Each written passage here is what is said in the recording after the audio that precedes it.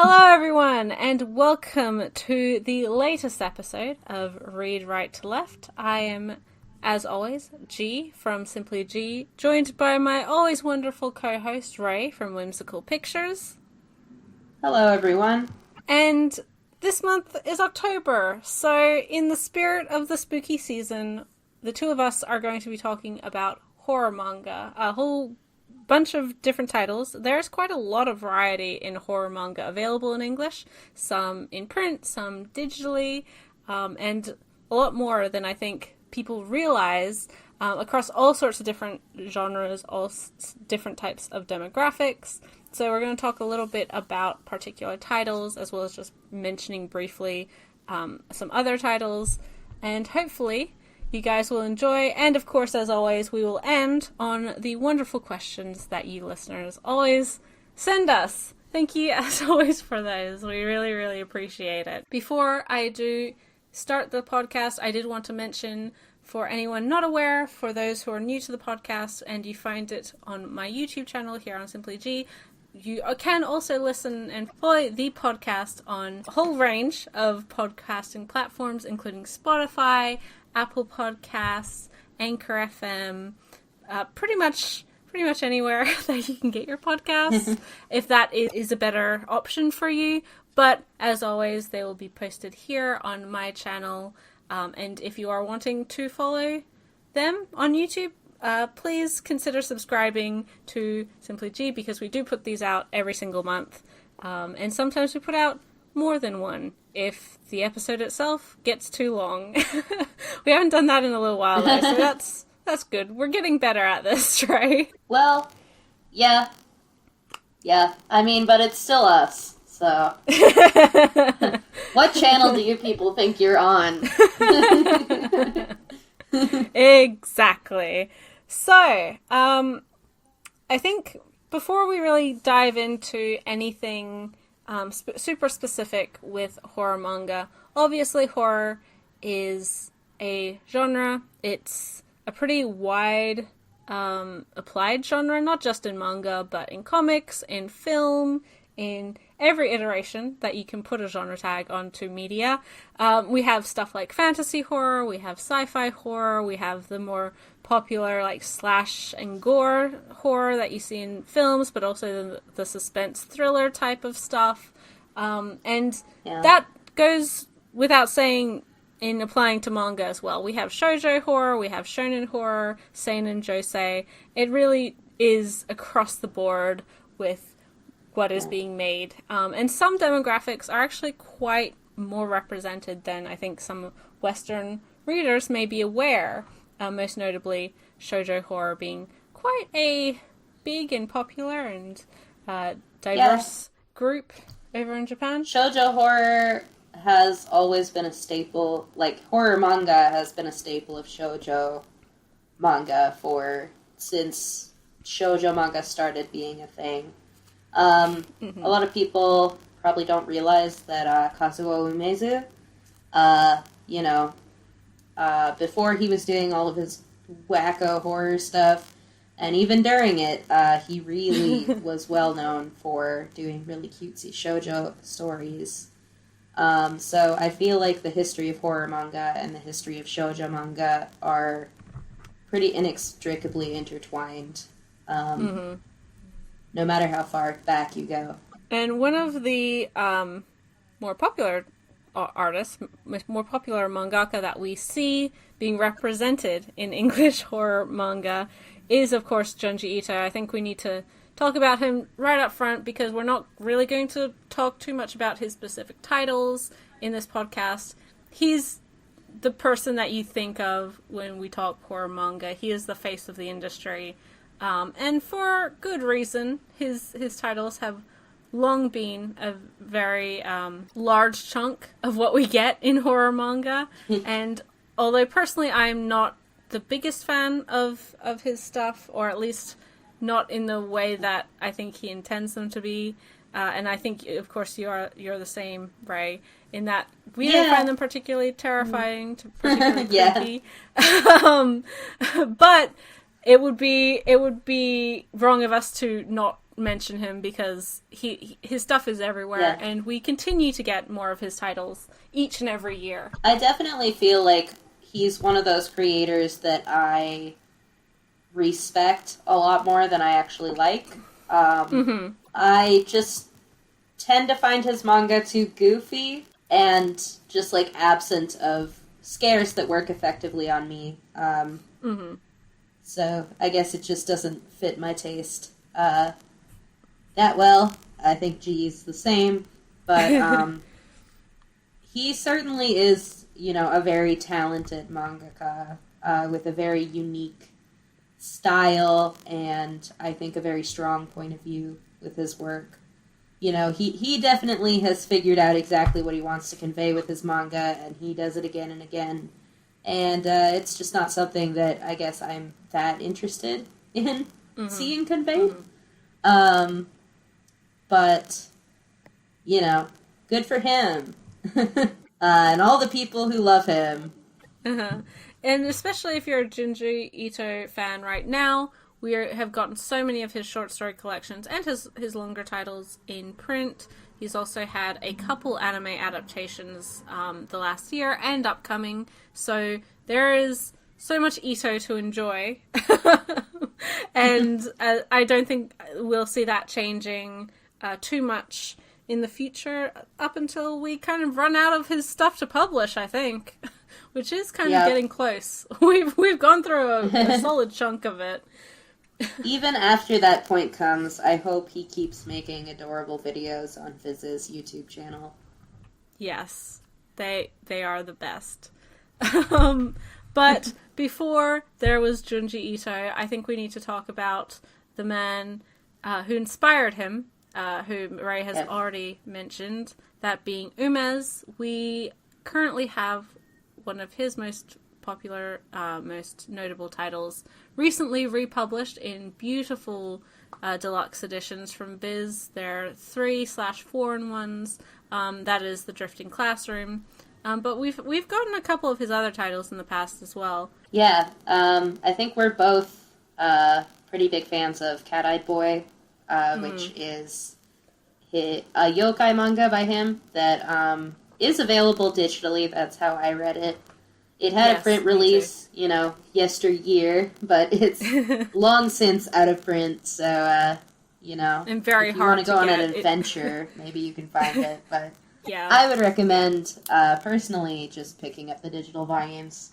But yeah, Umez is, he got his start in the 1950s. The Drifting Classroom ran originally from 1972 to 1974.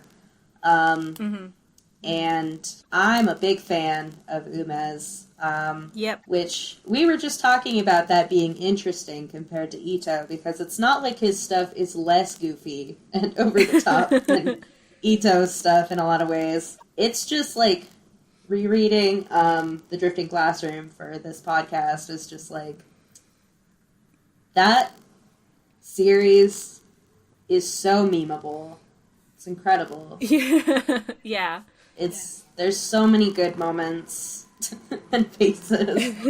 I posted it earlier, just like the part where the little doctor kid's like, I've never performed a surgery before. And then the kid's like, you said you wanted to be a doctor when you grew up. There's no one else qualified here.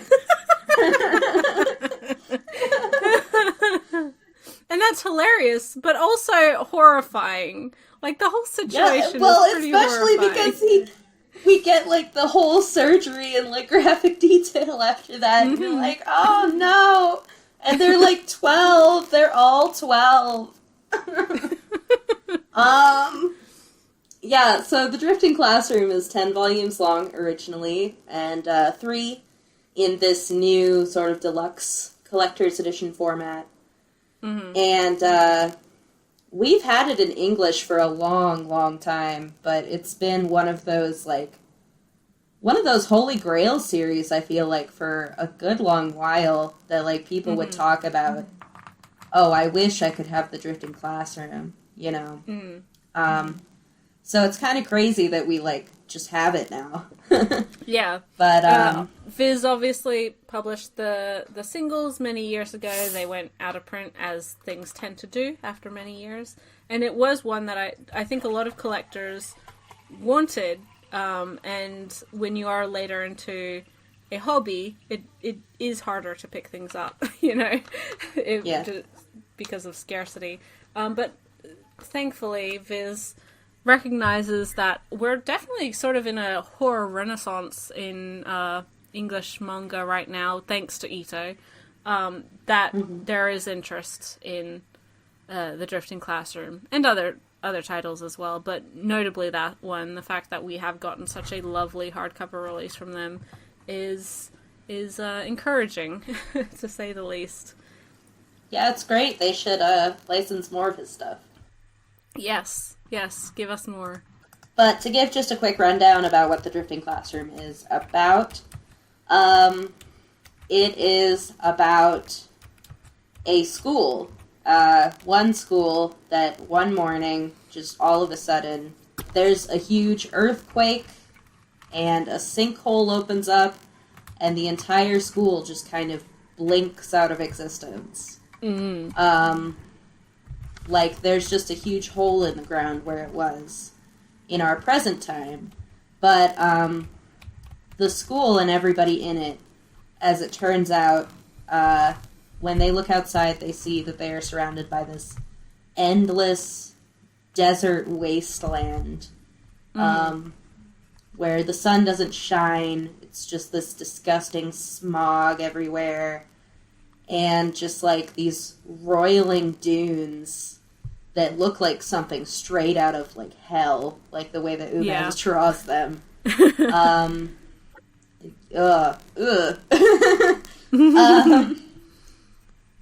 And eventually, it's not too much of a spoiler because they find out pretty early in the first volume that they have time traveled to far, and actually not that far into the future. I think it's like the end of the 20th century, they said. Yeah, I mean, yikes. The way we're going, that's... Oof. Yikes. Oof, yeah, I don't... Man, I read this series for the first time in high school because they had it at my library. And it's been one of my favorite horror manga for a long time, but obviously I couldn't reread it until this new edition came out. And let me tell you, there are whole new levels of horror reading it now. Yeah. But yeah, so they have blinked into the future after humanity has perished. And already evolved again, so I feel like we've got some confusing timeline things going on here, but need to sit Mr. Umes down and have a bit of a science lesson. I say there's an entire page where a kid just, like, psychologically turns himself into a chair.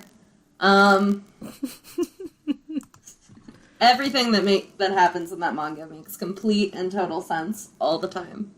Yep. Yep. But, yeah. So, it's scary.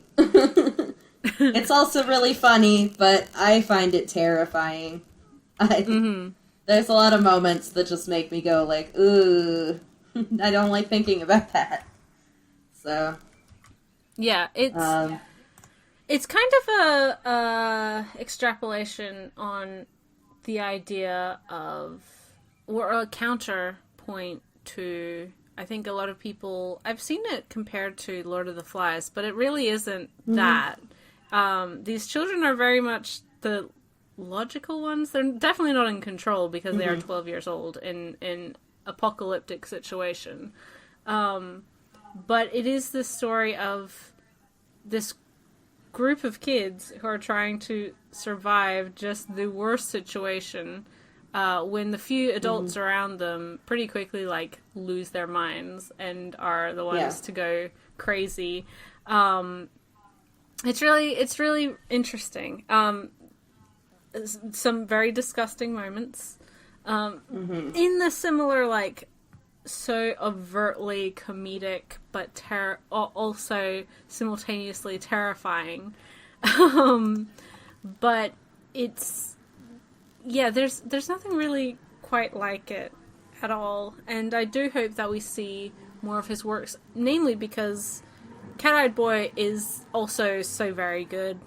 It's a lot shorter than Drifting Classroom, but I would love to read more of Umezu's stuff, and he has a lot of stuff out there. Like, he's written more than just those 2 titles, and hopefully with these new editions, it does drum up some interest. Yeah, and I think it's interesting looking at it kind of as comparing it to, like, Lord of the Flies, and talking about how, like, all of the adults kind of went crazy right away. Umez has said that, like, he thinks that kind of the amazing thing about kids is that they're so imaginative, and that adults kind of lose that imagination, and that makes the things that they can accomplish very limited. Which I think is a major theme within the Drifting Classroom, just, like, the power of imagination, being able to, like radical imagination, like the power to imagine a future that's better. Whether that's the kids, or whether that's Sho's mom back in present-day Japan, who has these strange auditory hallucinations of her son, which she actually is hearing her son, but of course everyone else thinks that she's insane. But she just loves her son so much that all she has to do is imagine what she could do to help him.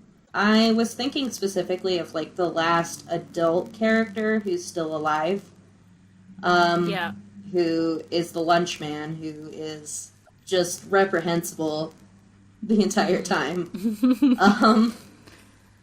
But I think it's interesting when he, like, finally is able to sort of get his reign of terror a little bit, is, like, he can't imagine that they've blinked into the future because he's remembering World War II so much, which I think is interesting. He thinks that basically this has been like a nuclear holocaust on Japan, and that the Americans are going to come and liberate them. And he's, like, preparing the kids for war because he remembers when he was a kid and his country was doing the same thing to him. Which I think, in terms of, like, comparing it to, like, Lord of the Flies, which was very much created to satirize, like, this really toxic British boarding school culture that is also very militaristic in a lot of ways. I think that's an interesting comparison to, like, the kids here who, are faced with a lot of challenges and don't always see eye to eye, and they're terrified and panicked, and, a lot of terrible things happen, and they do a lot of terrible things to each other, but when it comes down to it, they realize that they need to band together if they want to survive. Yes, very much so. And I love the senpai-kohai thing throughout it as well, because I definitely see that so much in my own schools, and it's something that I really admire about Japanese schools, is, like, you see the 6th graders who their first thought is always for the younger kids, right? Even though they're so young, they're still, like, we have to keep it together so that the littler kids who are looking up to us can keep it together too. And I just think, I don't know, I like that. Yeah. Good goddamn kids. Well, it is, comparatively to, like, Lord of the Flies, where it is almost this immediate breakdown into different cliques and groups and, clans of children, where they're not really looking after anyone except for themselves, and the younger or weaker kids kind of attach themselves to the stronger of those children, and rather than working together to try to get through this. They really are just fighting each other for survival, which is dumb and terrible. So don't do that. If you get into a plane crash on a desert island, don't do that. Yeah, by all accounts, it seems like, people who have been in actual similar situations kept it together a little better than maybe British boarding school boys might. Which tells you something about society, I don't know. Yeah, no, I like this vision of, like, even, like, after the apocalypse, when humans have just completely destroyed everything to the point where no matter how deep they dig, they can't find any water. And, like, when they get rain, it just, like, immediately floods because the ground just is not receptive to water anymore. You know, they figure out how to, like, farm and, like, take different roles. And, you know, there's a scene, like, really early on in the first volume, I think, where it's, like, they're trying to figure out what food they have. Yeah. And, like, the lunch man has, like, sequestered himself in the cafeteria with all of the school lunch for the day, and he's, like, waving a knife around, like, you're not getting any of this, it's all for me. So the kids are, like, looking through their pockets for whatever random pieces of candy they have. And one kid manages to, like, get one piece of bread from this crazy lunch man. And he takes it back to his classroom. And I feel like in any of my classrooms, that would have been war instantly. But no, the kids, like, they just look at it and they're like, what are we going to do about this? And I think eventually they give it to this little toddler who happened to be on the school grounds at the time, so he's, like, 3, but he's stuck in this apocalypse. And they're like, you know, we have to take care of him, he's a baby. So they give it to him. But, yeah, you know, I don't know. It's kind of a nice thing within awful, awful things. Well, I think that's something that, not to compare mediums, but I think what makes a really successful horror, if you don't care about the characters, then you don't care about what happens to them, right?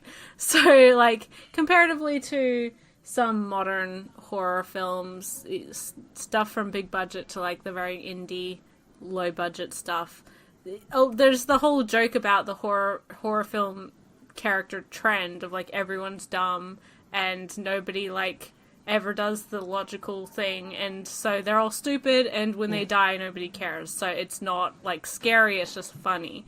And you can put that onto manga as well. Like, if you care about these characters, like, these kids are genuinely good kids, and they're trying to help each other, so it does affect you a lot more when something bad happens to them, more so than just, you know, being upset that they are kids in this situation, you know, and that's the only reason you might care. Hopefully you have good characters so people care about it, but one is a lot more reliant on that than the other.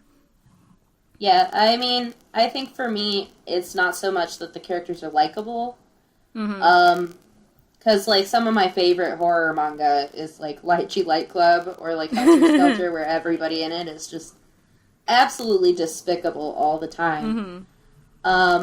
Which is part of the horror.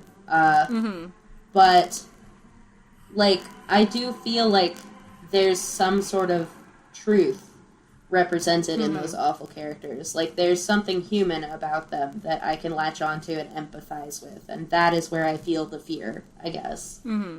Yeah, I've definitely read horror where it's like, the characters are cardboard cutouts that don't even have the decency to be kind of likable or interesting in any way. And that's where it falls apart to me, is like, I need a character who's got a little more depth to them than that. And in The Drifting Classroom, that really comes from, like, the relationship between these kids within this school and, you know, these 6th graders' sense of duty towards the younger kids and towards each other. And just, you know, these, you know, kids who like, you know, earlier that morning where, like, the main character, like, had a dumb fight with his mom and, like, left the house being like, I'm never coming home, which, you know, that's yikes. That's a yikes. That, be careful what you wish for. And seeing these characters, these very, like, just normal elementary school kids, like, see which ones kind of buckle under the pressure and which ones end up taking leadership roles, I think is a lot of the more compelling human aspect of the story. Which I think is in contrast, actually, to the other Ume's work that we've both read, which is Cat-Eyed Boy, which does have a very likable, like, central character. That is more or less a series of vignettes following a yokai boy called Cat-Eyed Boy through his various adventures, mostly just observing random humans having random encounters with yokai. Almost inevitably, something disgusting and horrible happens to the humans at the end, and Cat-Eyed Boy is like, well, yep. and then he moves on to the next one. Later, guys. I tried to warn you, but look where that ended up. And he's very much, I think, throughout the series, unlike, well, Kitaro is, like, kind of a similar figure, but Cat-Eyed Boy is much more sinister, because he just is completely and utterly inhuman in the way that he thinks. You know, he will have moments where he's like, you know, well, I kind of felt responsible for, you know, staying in your attic or whatever, but, so I thought I'd warn you, but, I mean, he doesn't really do it out of any particular, like, loyalty caring or anything. Yeah. Yeah, he doesn't like humanity, he doesn't particularly dislike humanity. He just kind of is separate from them, and he's just a yokai who hangs out in people's attics, so he ends up seeing humans a lot, but not interacting with them a lot. But he is a very likable figure, I think, in his inhumanity. Yeah. Do you think the difference between Cat-Eyed Boy and Kitaro is the manga, not necessarily the characters, is inside the audience? Because Kitaro is very obviously for children. Was Cat-Eyed Boy written for children, or is it more so just a older teen / you know, adult work? Most of Ume's stuff, like Drifting Classroom and stuff, those are all for children. I can check what magazine it ran in real quick. Yeah, Shonen Sunday. So, pretty mainstream shonen series. That would be like your Inuyasha, your Conan runs in that. Now, you know. Yeah. Well, Inuyasha doesn't run in it now, but I'm old, so... See, I'm old, but I'm not Ume's old, so... Man, those kids just back in the day were hardcore. They didn't give... I guess so. They didn't give a shit. That was... Nope. That was, That series is wild. But yeah, no, it's, more or less not too different in audience from Kitaro. I mean, I would assume the general readership would be just a bit older, just because of the content and stuff. You know, you're not necessarily buying the magazine to read every story in it, right? So, but it is a lot scarier than Kitaro. Kitaro's got kind of a cuteness to it, kind of a monsters, charming Halloween spook vibe. Goosebumpy. Whereas Cat-Eyed, Goosebumps is a good comparison. It's that level of horror where it's like, it's kiddie horror. And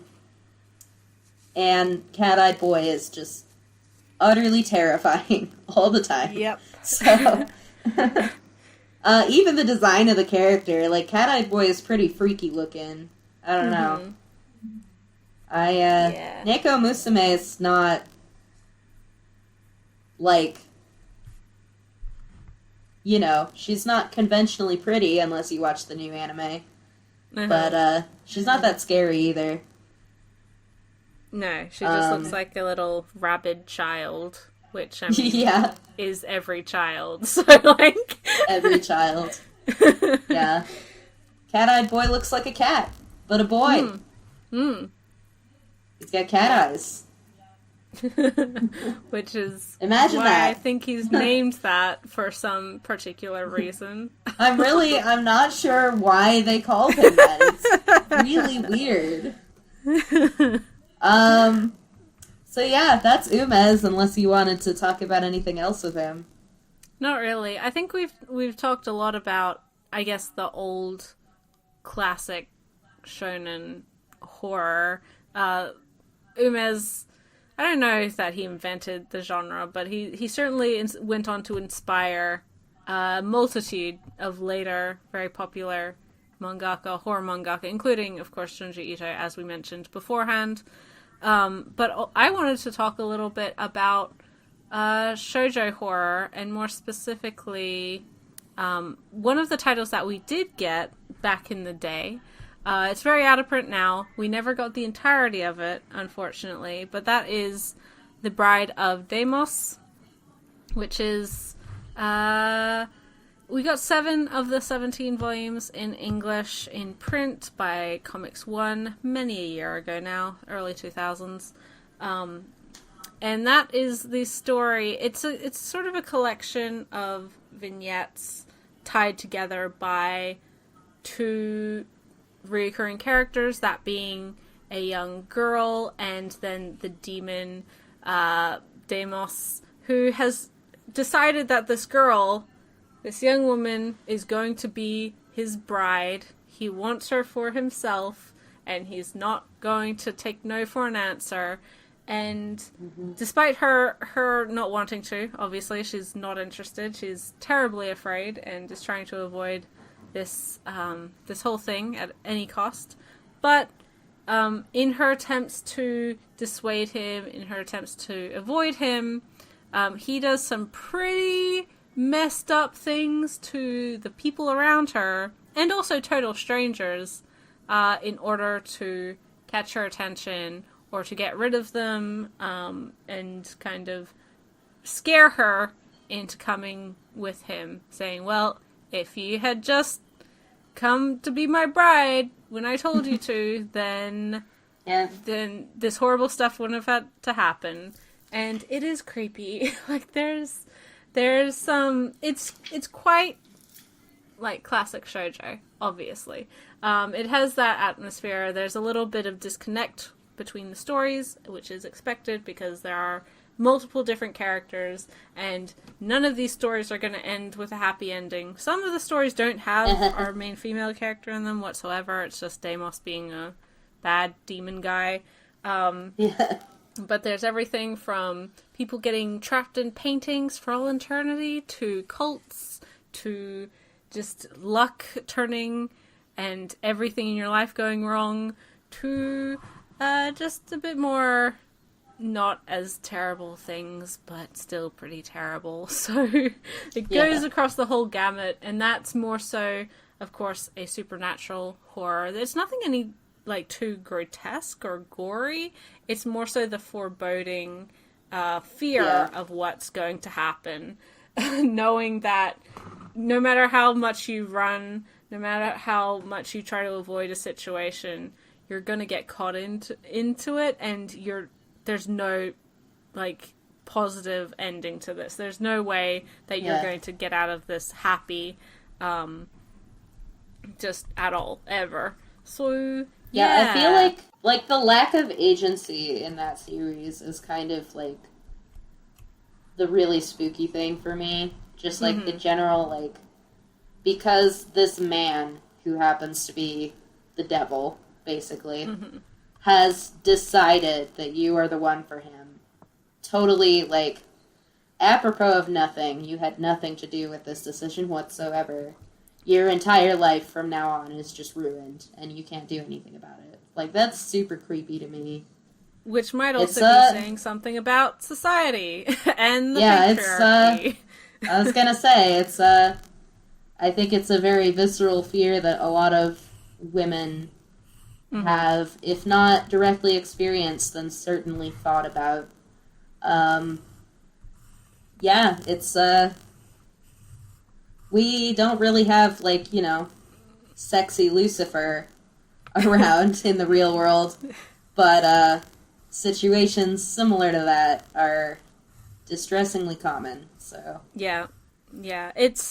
And I think there's, obviously in more, recognizable and, like, general horror stuff that is seen in seinen and shonen, there is of course a lack of agency in a lot of those, because you're just dumped into a situation that is very terrifying and you don't have a choice in that.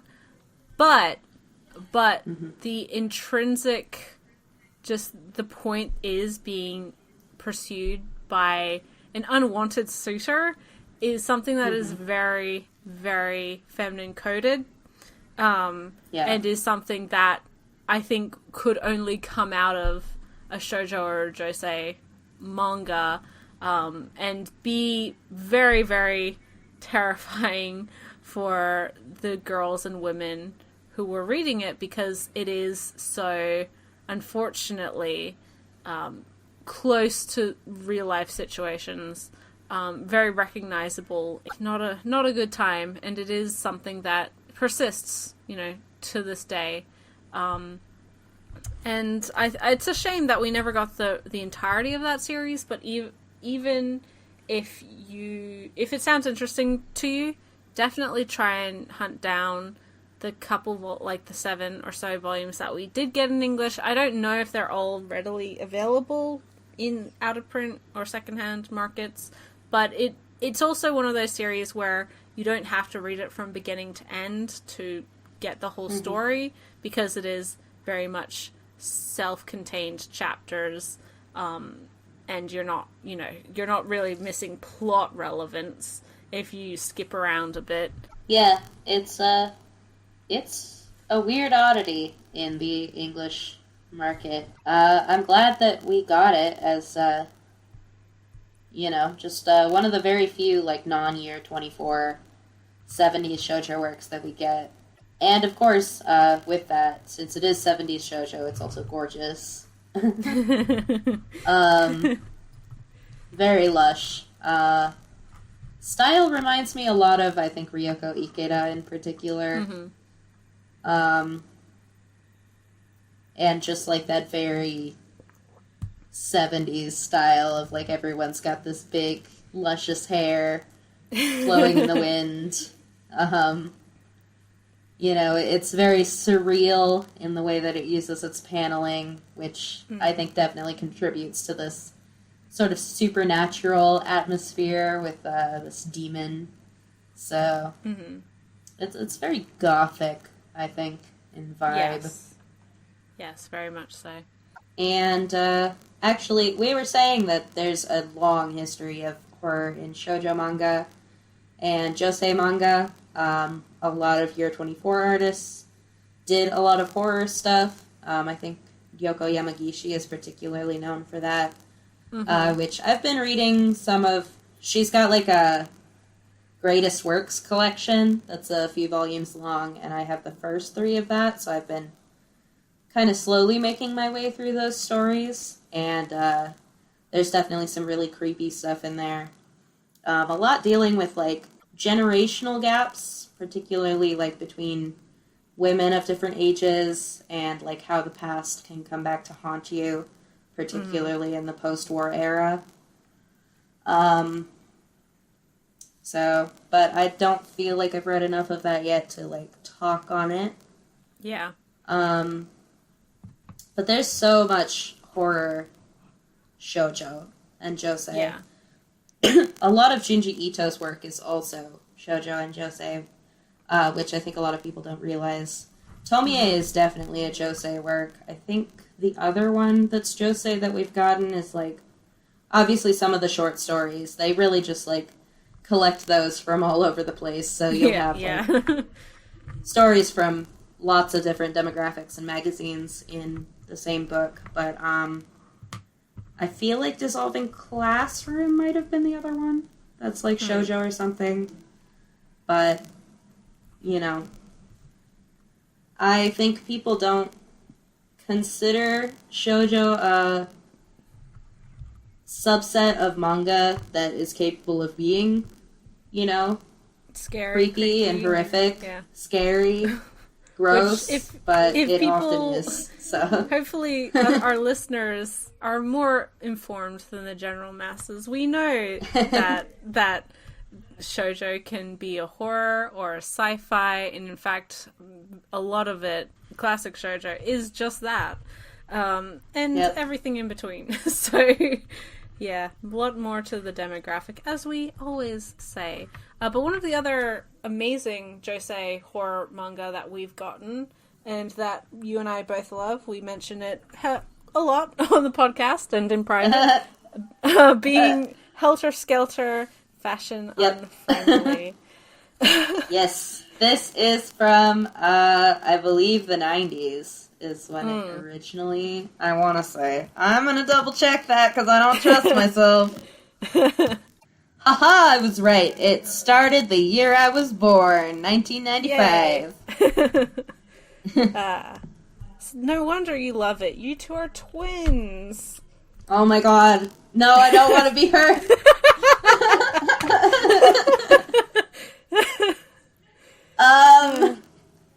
Yeah, so Helter Skelter is by Kyoko Okazaki. It is kind of considered to be her magnum opus.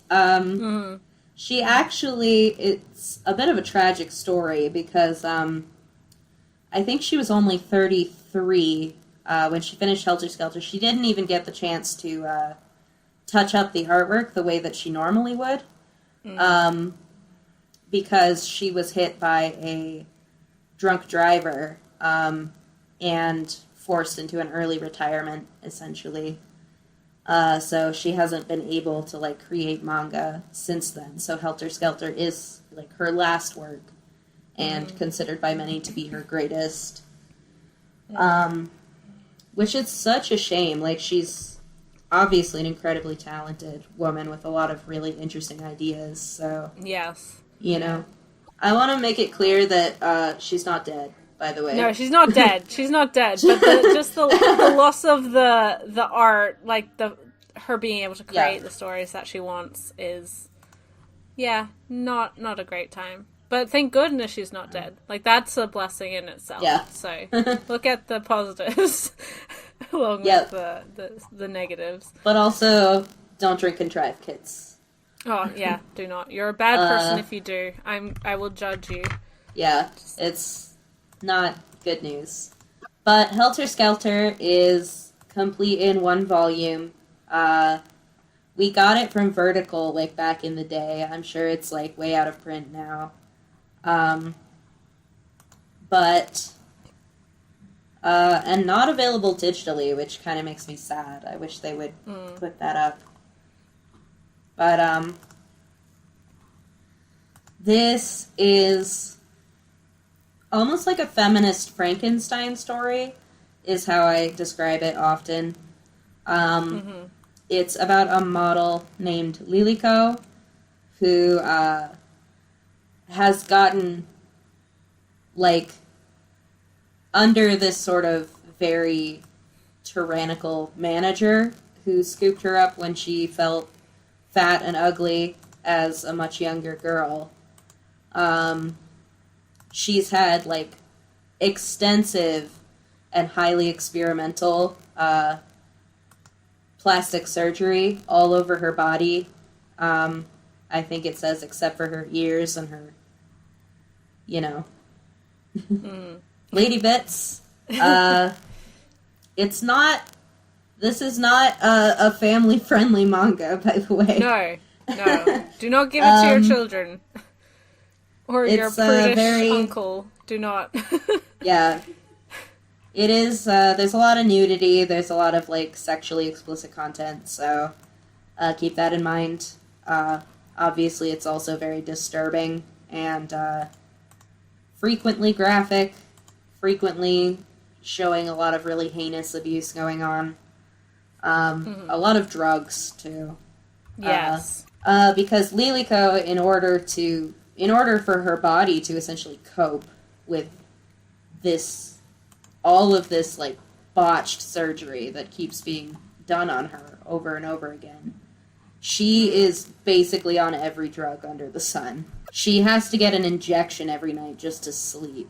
So it's like she's almost like,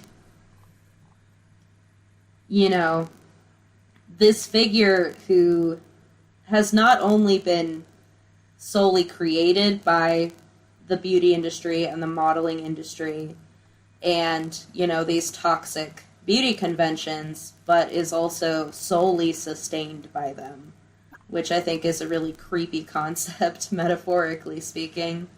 And that continues even through the end of the manga, which I find to be a very chilling ending. Oh, yeah. The last shot always sends just, like, shivers down my spine. But it is about her... It kind of switches perspectives between her much put-upon assistant, who ends up getting into this just very toxic and abusive relationship with Liliko. Her boyfriend also gets pulled into it.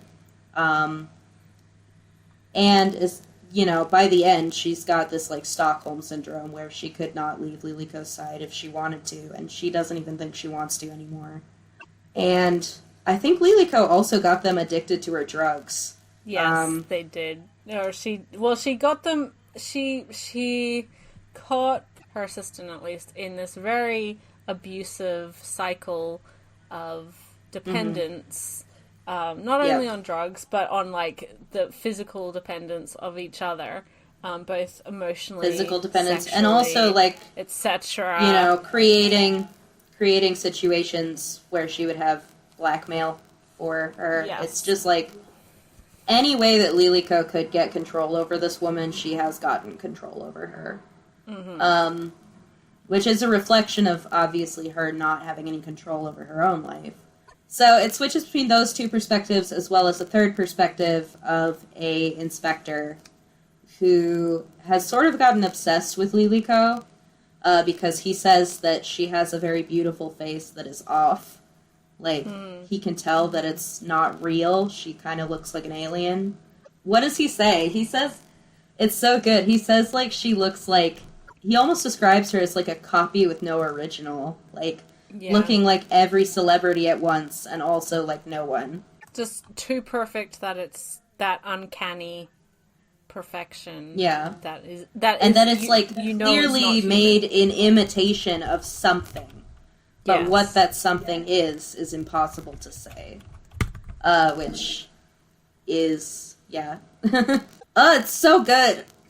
It is. It's a really wonderful manga. It's one that, it's only one volume, and you can generally find it around. Like, I don't know if it's super hard to get, but it's one that I've seen copies floating around, and you owe it to yourself to get it, honestly. Like, if that sounds like your thing, and you like josei manga, and you like horror manga, then get it. Yeah, Liliko is such a compelling character.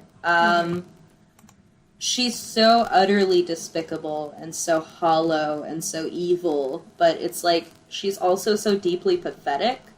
Like, you feel for her, and I feel like as a woman, I see myself in her in some way, even though it's like, you know, I'm not this beautiful, abusive model with tons of plastic surgery.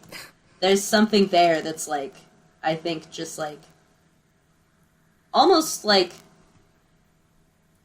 universal to the experience of being a woman in society specifically.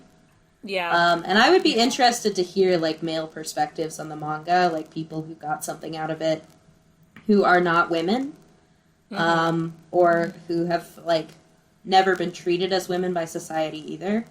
Yep. It's good.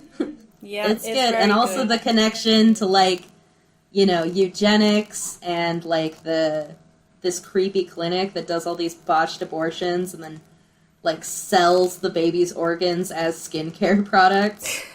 Yeah. There's just so many layers of horror here to unpack. And it is from Okazaki actually had Moyoko Ano as her assistant for a while, and she is considered to be part of sort of the same like gal manga movement as Ano, as Erika Sakurazawa, as even Ai Yazawa. So if you're a fan of manga by any of those creators, I would also recommend this one. And if you liked Pink, I think this one is better than Pink. So. Yeah, it's the stronger of her two works. In a similar vein, there's another title that I wanted to talk about. This one is digital only. It's from Kodansha. It is 14 volumes, but it is has been released in its entirety, and that is Kasane. And this is a thriller, suspense, kind of drama about a young girl who is disgustingly ugly. She's like monstrously ugly, and has been teased about it her whole life. Her mother is just a gorgeous stage actress. Stage actress? She's an actress. She's famous. Everybody loves her. She's regarded as one of the most beautiful women ever. And she, obviously, our main character, this little girl, kind of hates the fact that she is so inhumanly ugly and gross, and she's a very talented actress like her mother, but she knows that she will never get the part of the leading lady, just so long as she looks the way she does. One day, her mother dies in a freak accident. Well, it's kind of there's some assumption as to how her mother dies. There's something that her mother dies. Let's just put it that way. And after her mother's death, she is given, or I guess left, a stick of lipstick from her mother. She gifted it to her in her death and said, use this, use it to remember me. And when this girl puts on this lipstick, she is able to steal the face of whomever she wants. So she can look as beautiful as she wants. And so there is the assumption then that her mother did the same thing, that she was also ugly, stole someone else's face, and became famous because she had the talent, but not the looks. And so, basically, in the first volume, she uses this lipstick to steal the face of a classmate and one of the beautiful popular girls. And it's not just stealing their face, you switch faces. So whoever face you have, they've got your face now. So she takes the face of this other little girl in her class who was the star of the show. And so now she's beautiful and popular and cute, and she's also a really good actress. This other girl who was so popular before is now shunned by the entire class, and she has kind of taken up her mantle as Miss Popular.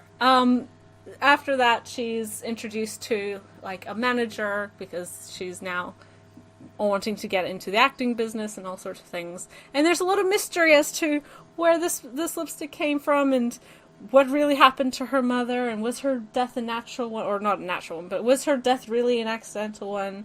What is the cost of stealing someone else's face, and the morality behind that? It's really good. It's a good series. As I said, it's complete in 14 volumes. It looks beautiful, gorgeous artwork. And it is very suspenseful, very tense, and if you are someone who likes reading digital manga, not only can you buy it per volume from wherever you buy digital manga, but currently, along with some other of Kodansha's titles, there is a humble bundle for horror manga out right now, and will be still once this episode is posted. And you can read it there. It's a very low pledge number amount, so you can read the entirety of the series and own it and enjoy it for, about $10 for all 14 volumes, plus other series too. So, yeah, if it sounds interesting, jump on that deal whilst you still can. And if you're someone who doesn't read digital, then I would encourage you to either maybe try or hope that we someday see it in print from Kodansha, because it's very, very good. It sounds interesting. I might look into that, because, like we were saying earlier, I'm also interested in, what's it called? Dragonhead, which is also part of that Humble Bundle, so. Speaking of digital manga, my favorite, one of my favorite horror manga, and one of my favorite sort of digital-only reads is called PTSD Radio. Mm-hmm. The author of it is really known specifically for, like, his nightmare faces. He just draws really creepy, like, horror faces. You know, like, whatever, Momo-chan or whatever, that kind of, like, horror face, you know. PTSD Radio gets a lot of mileage out of those faces, but, it's more small-scale horror. It's, the timeline and the perspectives are very jumbled up because you're meant to get sort of the vibe that as you're reading the manga, it's like you're tuning a radio and into different stations and just kind of flipping through. So you'll have, like, you know, a little flash into this one story and then a flash into another one, and then maybe you'll flash back or to somewhere else entirely. And as you read it, you kind of piece together the story of, you know, what particular monster is being dealt with and the history of it and stuff. But I think more so than, in this case, you know, we've been talking about, like, the Drifting Classroom and Helter Skelter. These manga that are, a lot of the horror comes from the story itself. Mm-hmm. But I think this is more of an atmospheric type of horror series. Not that those other series aren't atmospheric, but I mean, the story is kind of like not what you're here for, I guess. Not that it's bad or anything, but it's like you really are reading PTSD Radio for this really creepy and unsettling atmosphere. It's just like these little flashes into very daily horrors. It's like those things that you, like, you know, that thing where you're, like, standing, say, on the top floor of a mall overlooking, like, the central square part, and you're scared because you feel like you might jump. It's like that feeling, but, like, every chapter is that feeling. There's one in particular that I always remember, where it's just this lady who's, like, on the train at night, and she's, like, she's kind of zoning out, and she's looking at the grooves in the chair in front of her, like, following the patterns, and kind of, you know, dozing off a little bit, and then suddenly something from the crack in between the two seats she's sitting on yanks her hair back. And, yep. That's not very nice. And that's just, like, I don't know. It's, that is my anxiety. That's what my anxiety feels like. You know, yeah, that's the kind of thing that you get from that series, and then you'll get, like, a jump scare, creepy face, but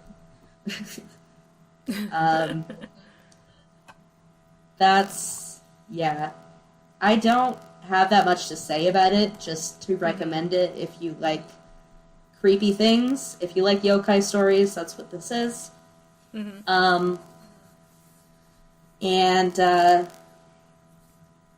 Check it out. That one's only available digitally. I hope for a print release. I would really like to see his art in print. But in the meantime, I do recommend it for a spooky Halloween time. Speaking of yokai, supernatural sorts of horror. I think one of the other titles, which we do have in print, one that I wax poetic about quite a bit, and Ray has been reading recently, that is Phantom Tales of the Night.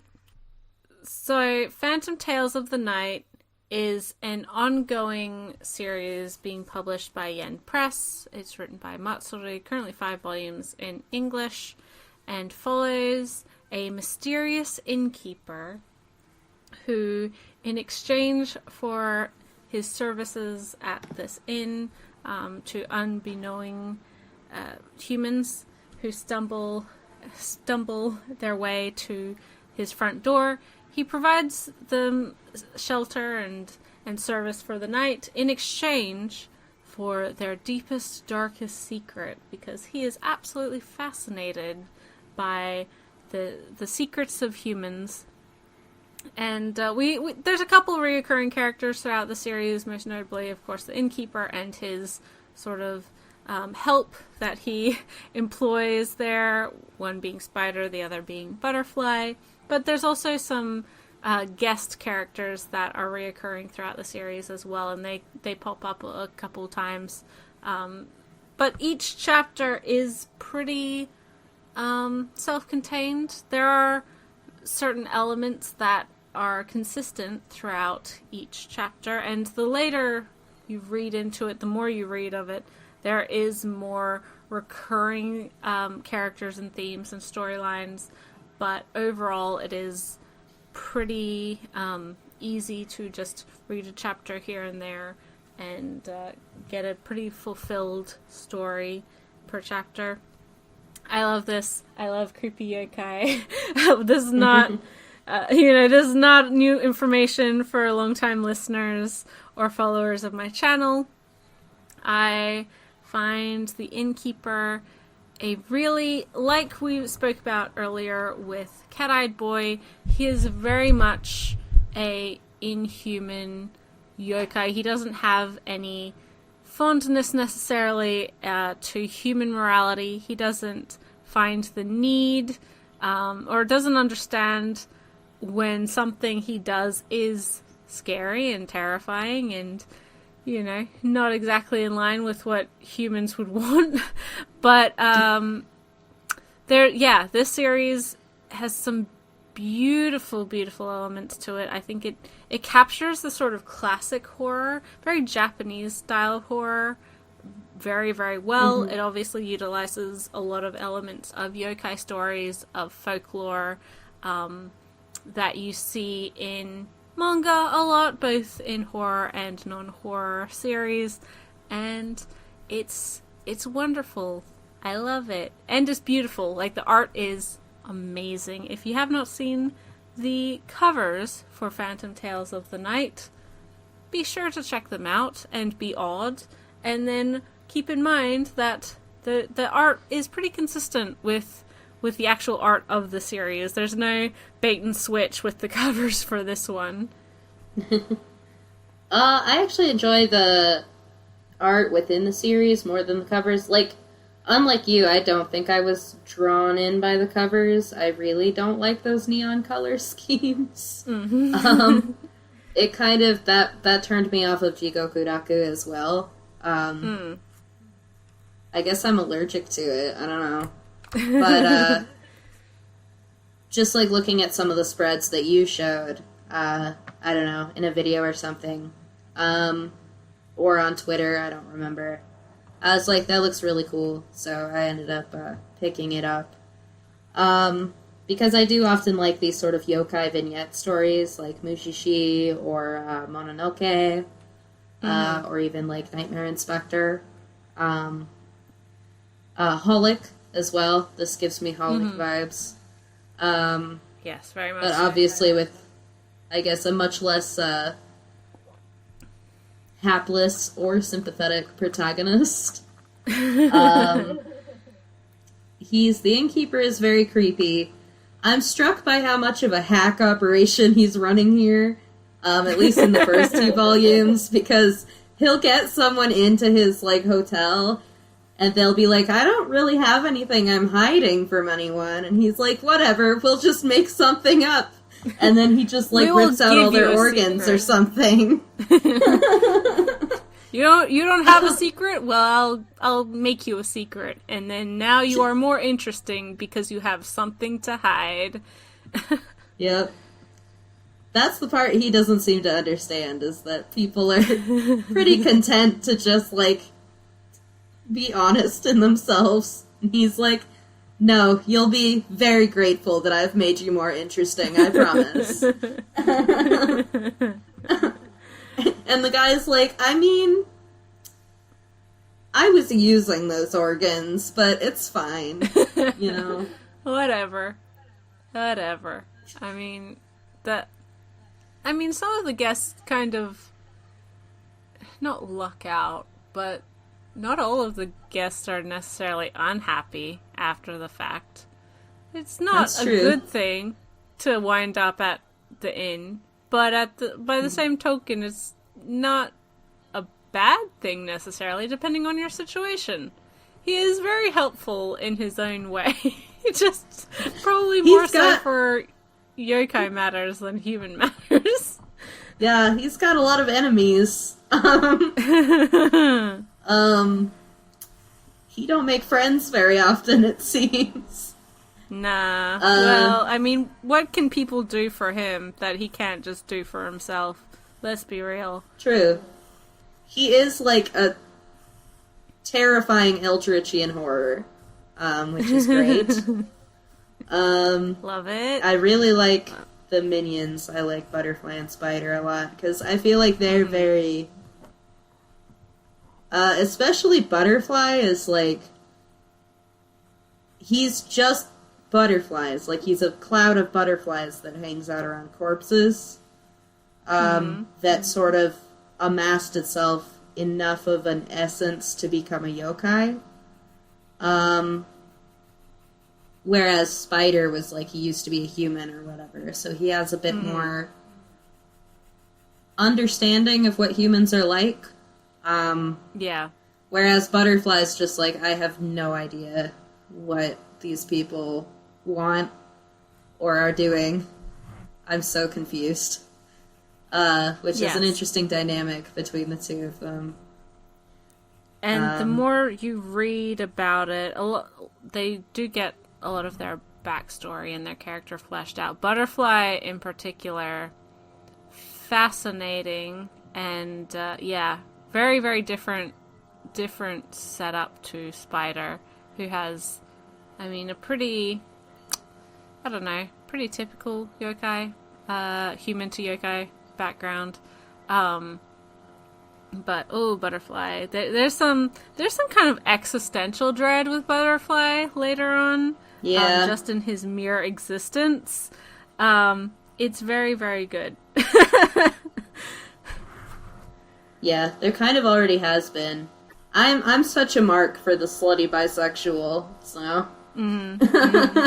He doesn't have bisexual tendencies so far, but he has bisexual energy. Yeah, I wouldn't put it past him. He's pretty, flirtatious. Flirtatious isn't quite the right word, but he's very overtly interested in humans. He likes in every sex. sense of the word. Very much so. Has Volume 2 introduced the backstory for the Exorcist character, or the curse character? Yes. Snakes? Yes, it has. That was messed up. I remember reading that and I was like, oh my god. Yikes. Yeah. That's well, I get his ish. She's like, yeah, fuck you, actually.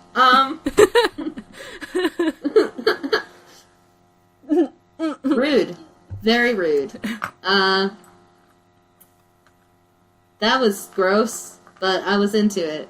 So, yeah, it's an interesting series. I'm looking forward to reading more once I have the funds to pick up more of it.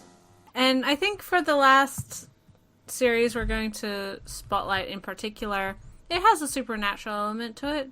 It has a lot of creepy, weird, tense suspense going on it. It also has the difference in that it is sort of a cyclical storyline. It's a very popular series based off of a doujin game visual novel. Has a couple anime adaptations as of right now, including one that is currently airing. Brand spanking new. We also have the manga thanks to Yen Press in English, and I am, of course, talking about Higurashi, When the Cicadas Cry, or When They Cry, Higurashi. As well as the sort of sister series to that being Umineko, which also we have the manga in English in its entirety, and an anime adaptation, but not a complete adaptation comparatively to Higurashi. I think this was for me, not necessarily the manga, but the anime was definitely my first horror series that I'd ever come across aside from Hellgirl, and thus it impacted me greatly at the time in like 2008 when I first watched it. It's creepy. It's certainly I mean, the more you watch it or read it, the more things become clear. It is definitely a mystery series. You're trying to figure out the truth behind this particular curse that's going on in this town, and why each cycle, one of the residents, one of the kids who we follow, has gone crazy and started murdering her friends, or their friends, and the people around them. I recommend the original anime series. The Yen Press manga, or the manga that Yen Press put out, is interesting in that each story arc has a different artist, so it feels very different from the previous and the future arcs that are adapted, and you get a real clear feeling of which storyline is which. They did the same thing with Umineko as well. And, this is the story of a group of kids in a very small town called Hinamizawa in the middle of nowhere, basically, in 1983. And, we have one kid, Keiichi, who's sort of our main protagonist that we're introduced to. His friend Mion, who's one of the older girls in the area and is part of one of the oldest families in the area. We have Reina, who's also a new, recently moved resident, who's very into cute things and really trying to adapt the best to the country lifestyle. We also have two younger girls, Rika and Satoko. Rika is the daughter of the priest in the area, although both of her parents mysteriously died and disappeared into the swamp. And she's also seen as sort of the god, or the mouthpiece, or the middleman for the gods and the town residents, despite her young age. And Satoko, who is definitely a trickster, loves playing pranks, and her brother mysteriously disappeared the year before.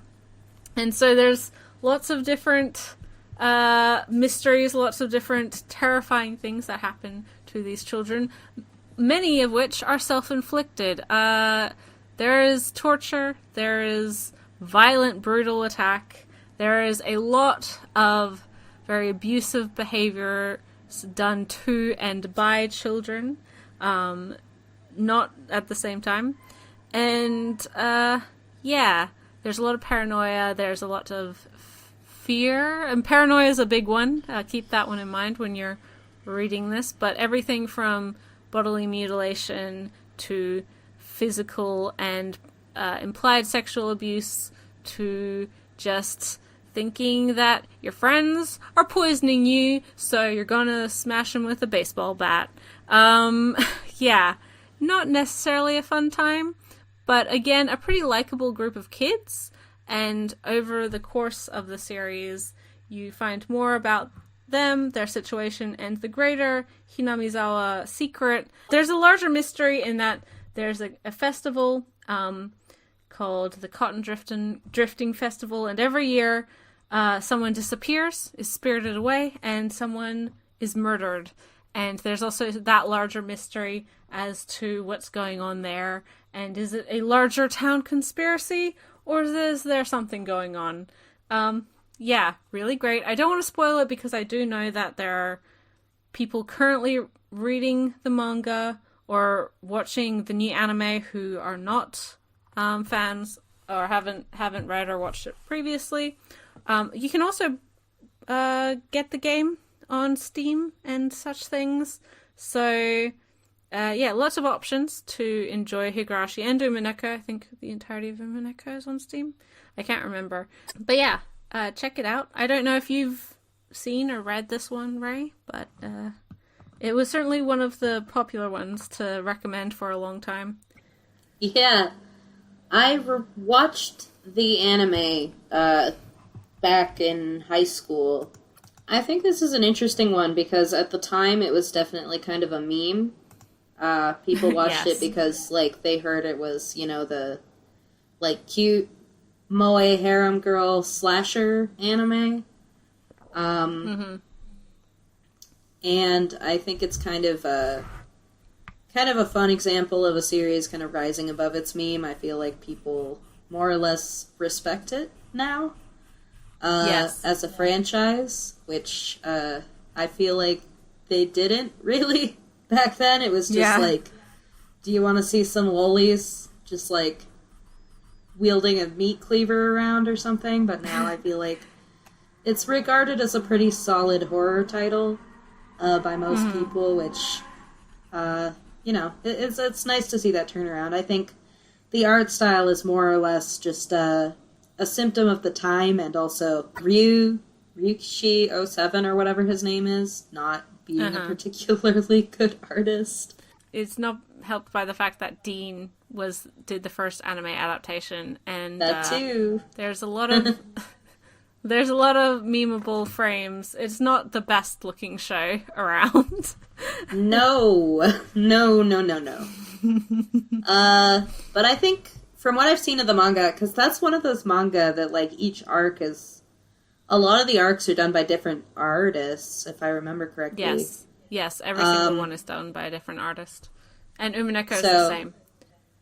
You see some variation in the art styles and stuff there as well. All taking those original designs as, you know, their starting point. And the recent animes updated the art style. Not a huge amount. The characters still look like themselves, but they're not nearly as, I don't know, of the mid-2000s as they were when the first series came out. 2008 chic. Yeah. But yeah, I hardly remember anything about the series, so...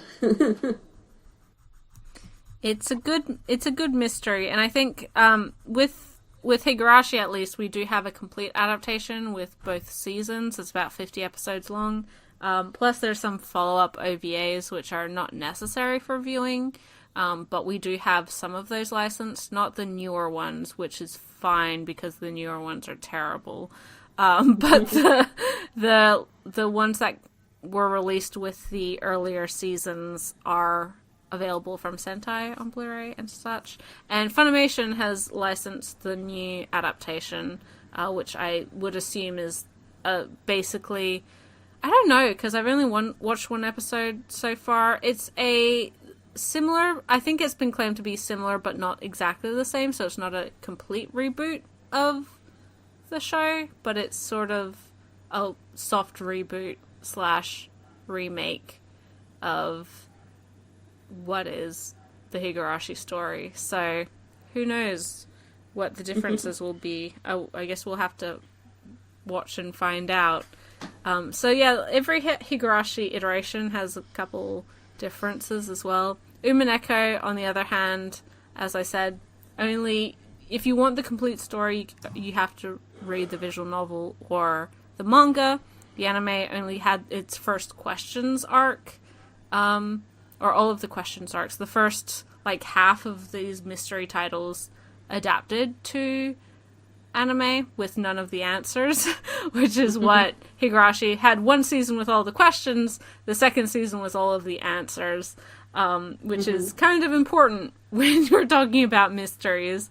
And Umineko has more of a supernatural bent to it, at least for what I've read. I've read 6 of the 8 arcs, so don't quote me exactly, but that one involves witches and sort of supernatural, like the 7 deadly sins and all sorts of different things. And that one is, again, a murder mystery, but more so about a very wealthy family who were all slaughtered on their private island one evening when visiting the patriarch of the family, and their murder has never been solved. It was a stormy night and nobody could have gotten onto the island and nobody was seen leaving and yada yada yada.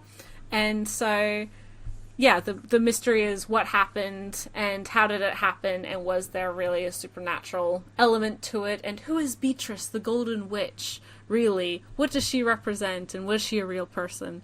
It's great for, like, if you like mind games between Beatrice and Battler is kind of the main character of that one, who's trying to figure out the mysteries of the murder of his entire family, including himself, that fateful day in 1986. But, yeah, it's sort of I think if we're talking about horror, it would be amiss to not mention that one, especially because we do have both iterations of that, and both the manga series available from Yen Press. And Higurashi's had a couple of its, like, side story Higurashi titles brought over as well. The Demon Exposing arc is one of them. I think that's the only one.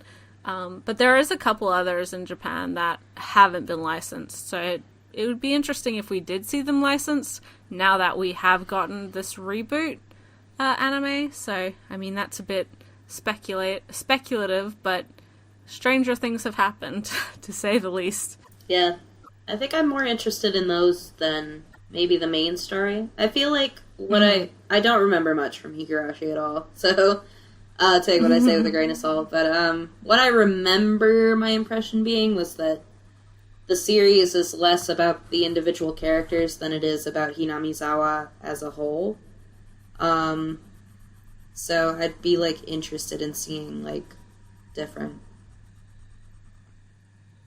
perspectives from that town, I guess. If that makes sense. Mm-hmm.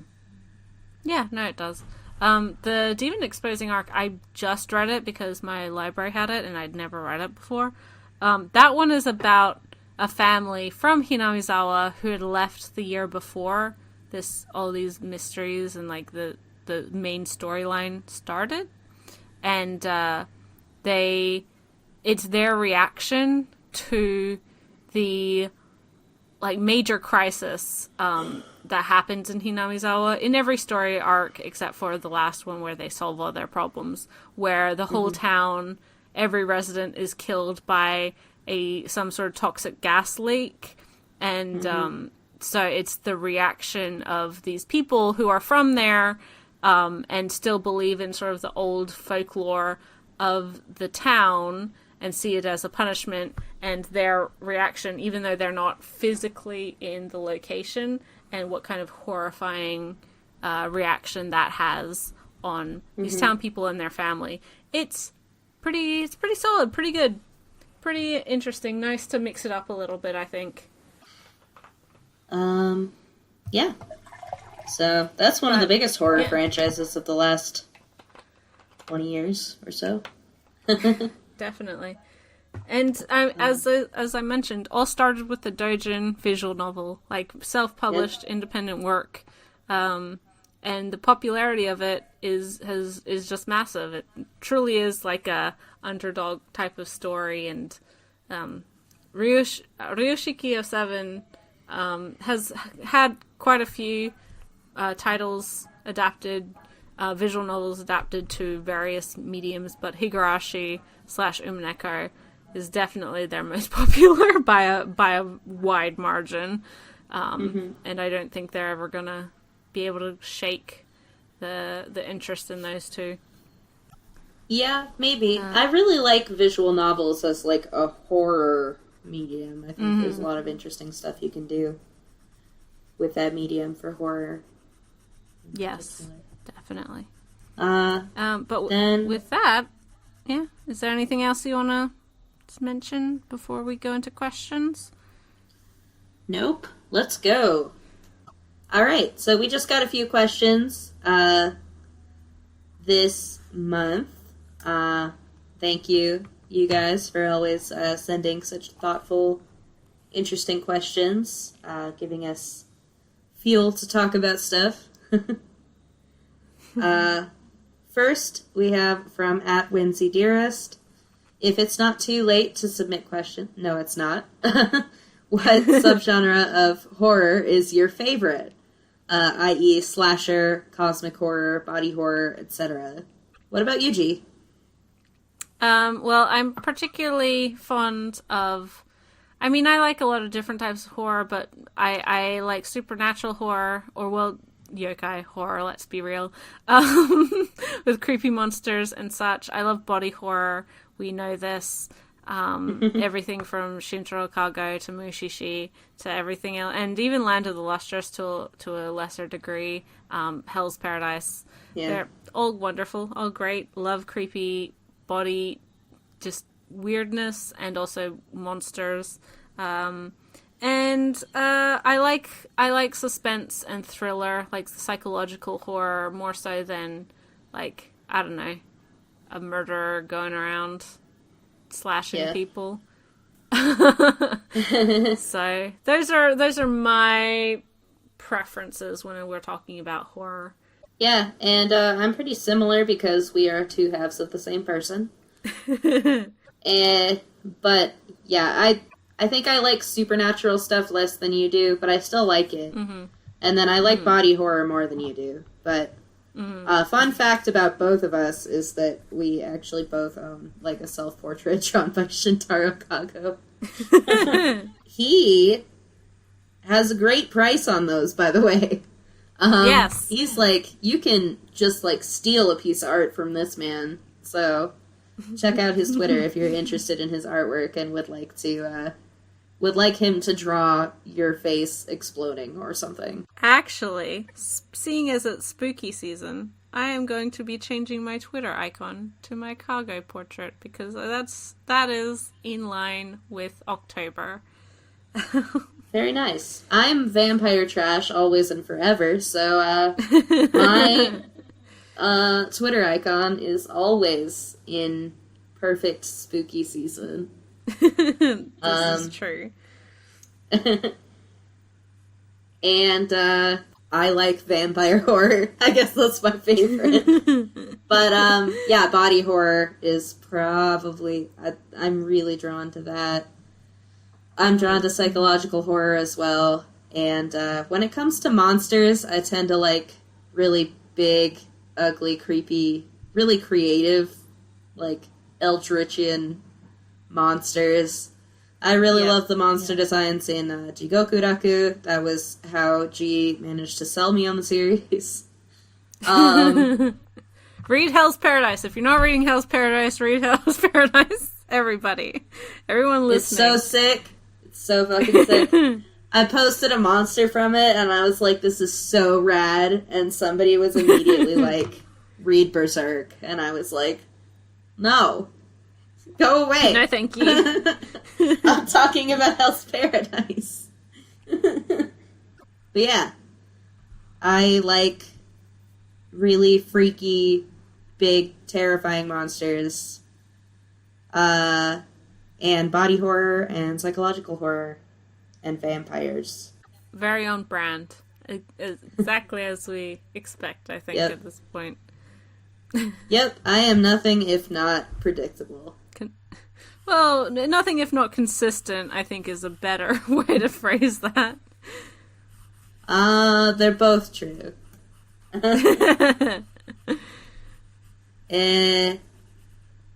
At Storied Shelves asks, are there any specific scenes or horror series that truly frightened you? What is a combination in terms of art that works best for you in making that spooky atmosphere or moment? That's kind of two questions. So I guess first, are there any specific scenes or horror series that truly frightened you? there's a lot that, like, made me viscerally like, oh my god, that's a big yikes. As we mentioned, we alluded to early on, the whole backstory in Phantom Tales of the Night with the exorcist character who uses cursed snakes. He has a pretty rough childhood, and you can definitely understand why he is not too fond of the innkeeper. And when that was revealed, I was like, yikes, that's oh boy, wow.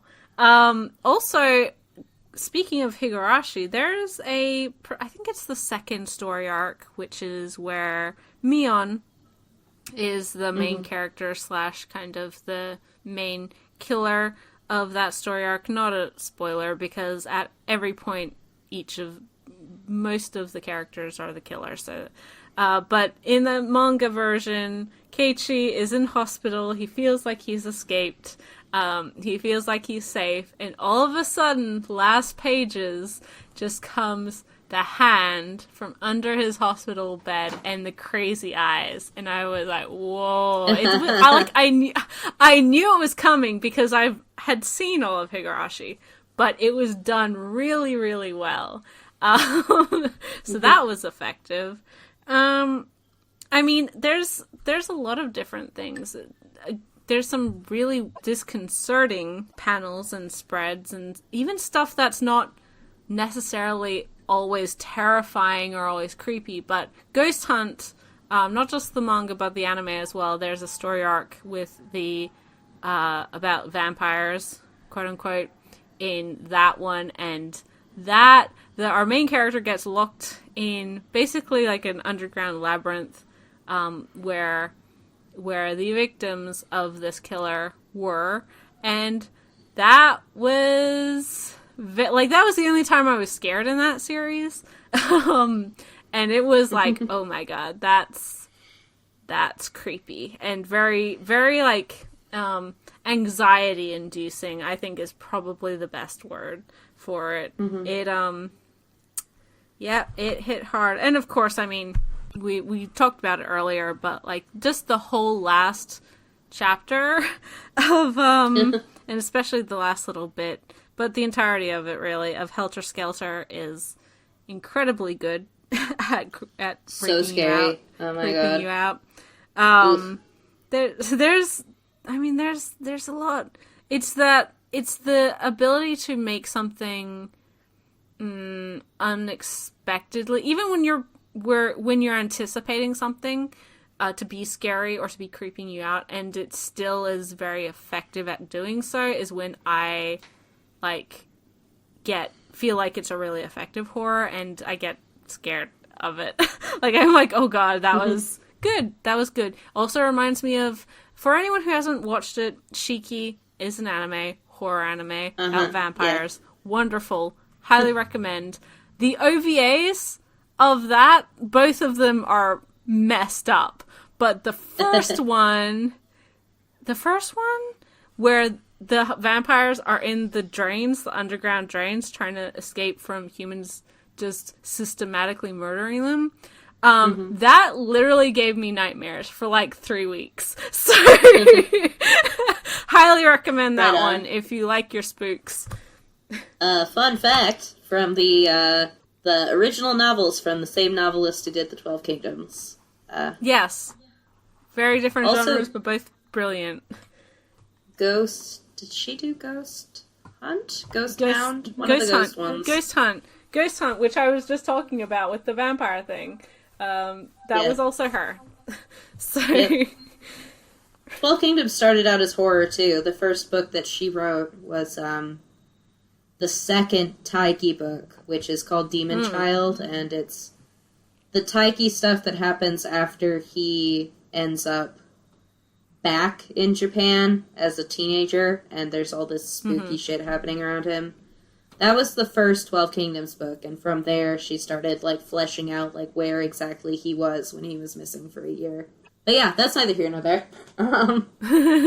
She mostly writes horror, other than the 12 Kingdoms, which I always think is interesting. And she writes it well.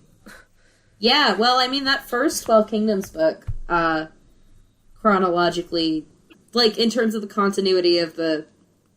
whatever. Yeah. She wrote them in a different order than they're, like... was published. Presented.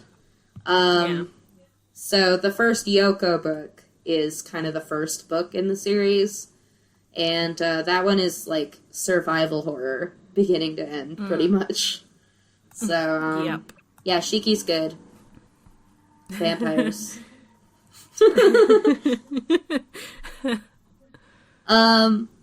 I think for me, what always gets me is, like, when there's, like, you know, it's like that sting where you turn the page and you get this, like, really, either a really creepy image or, like, a really eerie line that just kind of, like, pulls everything together thematically and creates this, like, sort of your first glimpse into the true horror of the situation.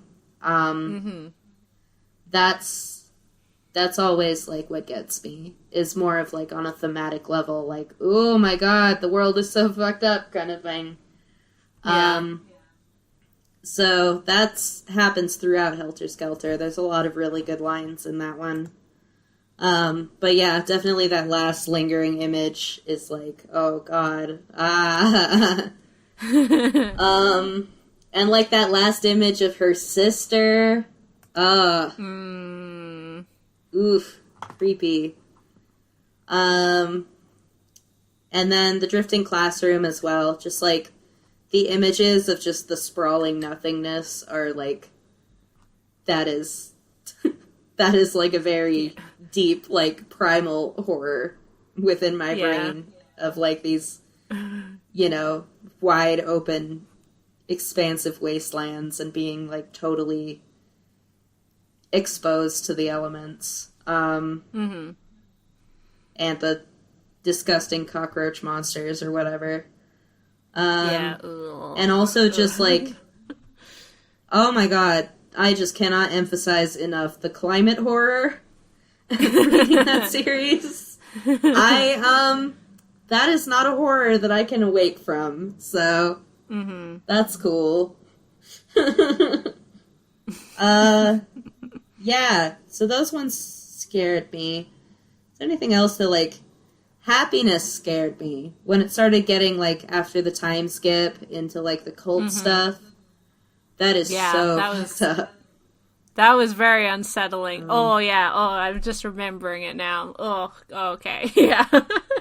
That was Oshimi, like, at his creepiest, which that's like, because he's written a lot of very unsettling stuff. If you read the first volume of Happiness, you have not experienced happiness. It is whack. It is Oshimi going all out. It does not stop at vampires. Let me tell you that.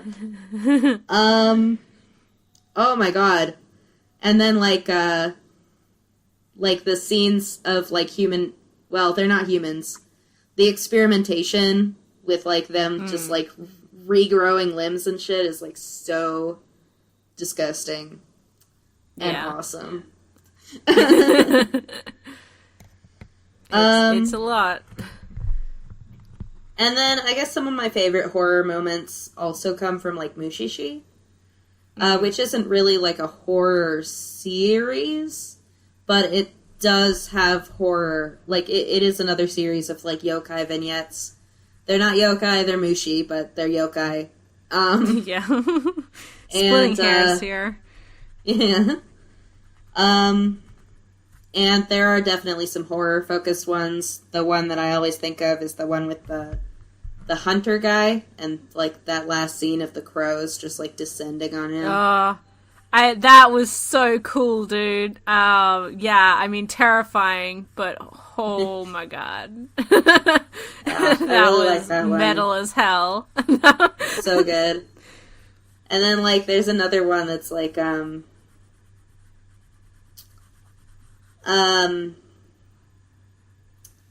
goodness. There's so many good ones in Mushishi. What is the one I'm thinking of? Is the one with the lightning. The boy and his mom.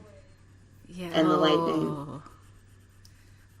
Yeah, Mushishi's great. I think that one's also available digitally, right? It mentioned that. Absolutely is. It is approximately every other podcast, and it is still just as true as it always is that you should pick that up immediately. If you're not reading Mushishi, then you're missing out. Just straight up missing out. Or just watch it. Like, the anime is really good too. So don't be sleeping on Mushishi. You might sleep watching Mushishi, but like in a good way. Yes. And some of the calmer, more meditative and introspective ones. Yeah. Yeah, I really like how that series opens up with the first episode is like this kind of cute, sad, sort of sleepy title about like, you know, a boy whose drawings come to life, and it's like about his relationship with his deceased grandmother, and like she's like a ghost. And then the very next episode is just like eye horror. Yeah, just it's just the like mushiest goo, just streams of skunk streaming out of this little girl's eyeballs, and it's eye cool sockets. As hell. It's so good. But man, there's been more than one time where I've like introduced that series to friends, and we watched the first episode, and they were like, "That was nice." And then we watched the second episode, and they're like, "Well, now we have to watch the third episode because I'm not sleeping tonight." So, you never quite know what you're gonna get. Yeah, hook you in with the Natsume like elements, and then immediately just freak you out in the weirdest way they can. And I just love that episode because it's like at the end, you think everything's calmed down, and then Ginkgo's just like walking along the river edge, and then he just pops out his fucking eyeball, and you're like, ah! Whoa. Whoa. He's got a glass eye. I mean, there's a reason he pops his eyeball out, but it's always like it's a little disconcerting, you know, when someone just like pops their eyeball out. Especially after a half an hour of just straight eye horror. Yeah, like I thought I was finally safe. Yes, don't watch it if you are particularly sensitive about eyes. But honestly, like I'm sensitive about eyes, and in general, I'm a big wuss. Like I do not watch horror films.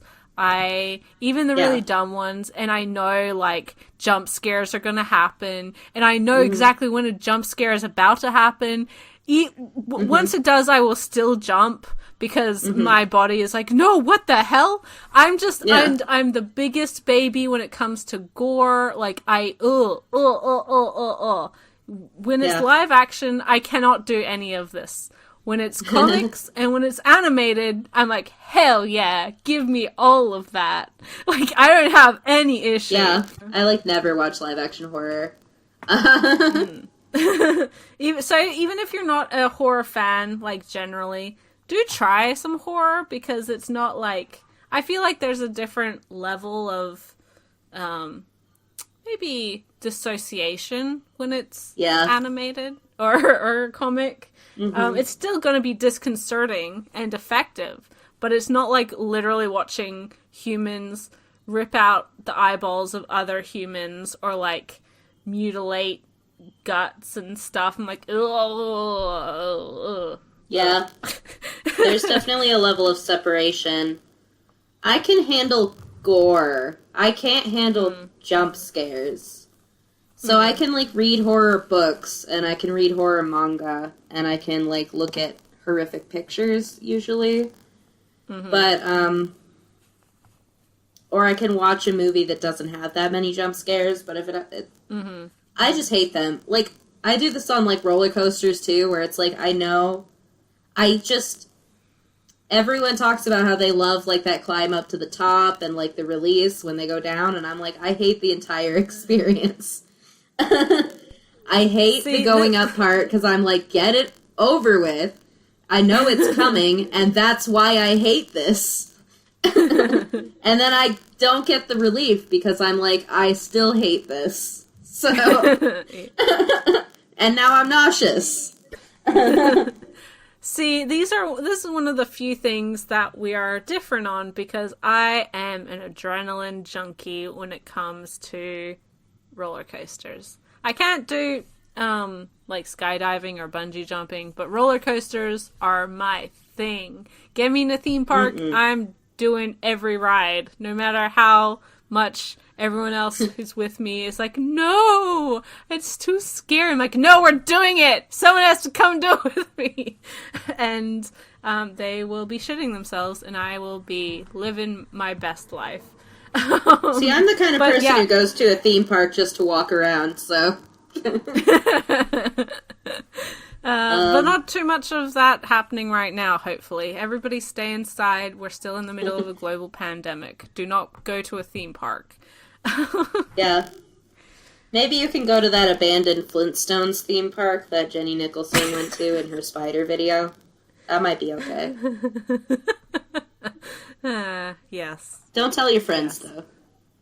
No, don't bring anyone with you. But yeah, so hopefully that answers... Is there anything else you want to answer for that question? Yeah. Nope, I'm good. The next question is, who are some of your favorite horror creators? We've kind of been answering that. I guess I didn't say, it's obviously Ume's, I love. We mentioned Kago. I like Eroguro art a lot.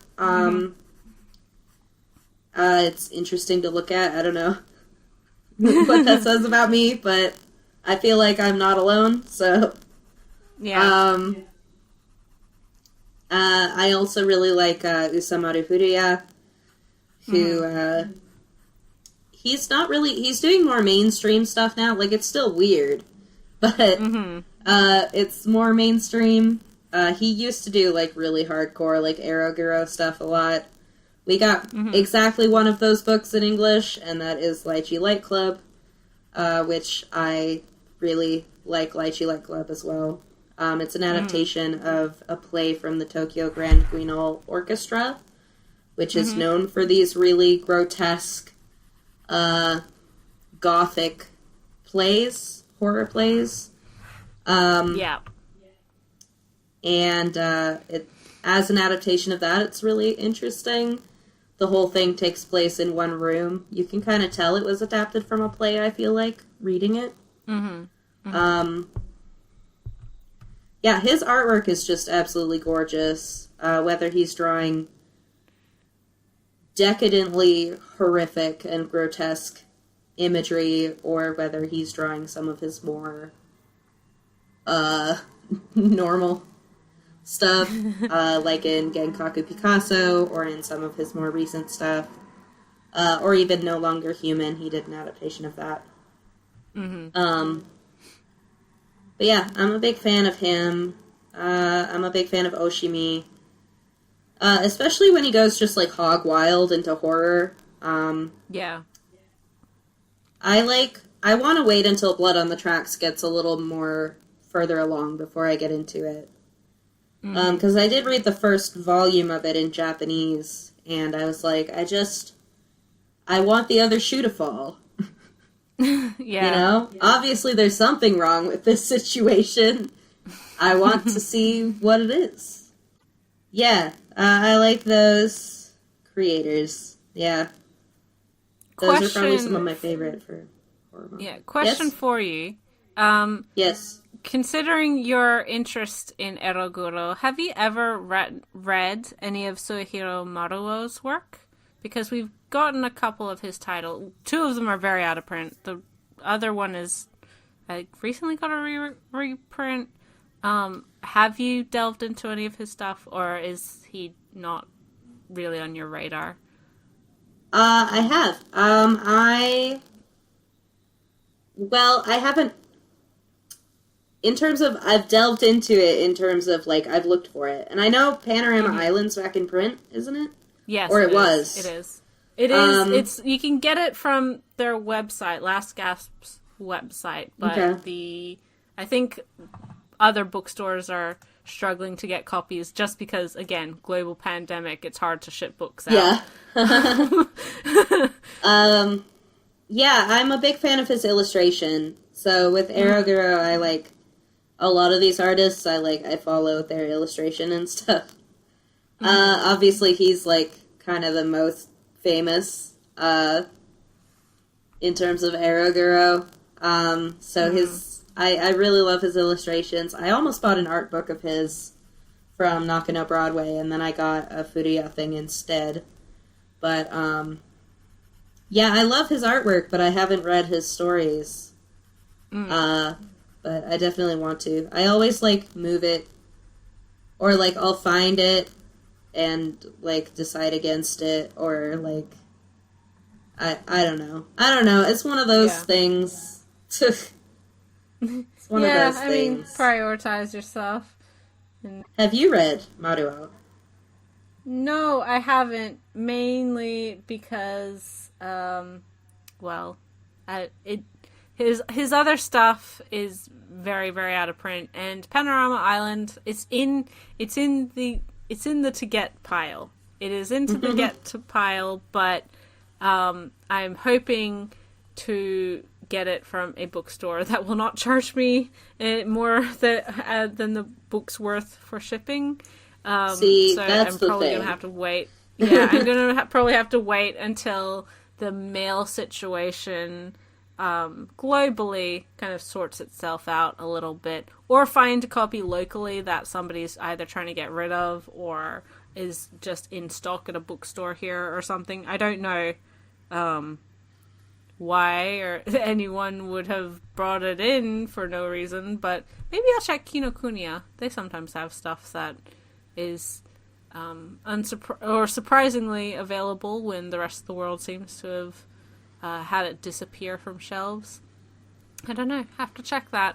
But yeah, I've been meaning to. I just, again, like, I've had other stuff to read and buy and all that, so... There's so much manga. Kind of slipped. Yes. More manga than I can ever conceptually even attempt to start fathom. reading. Yeah. But, so, for me to answer that question, favorite horror creators, I mean, Ume's as well.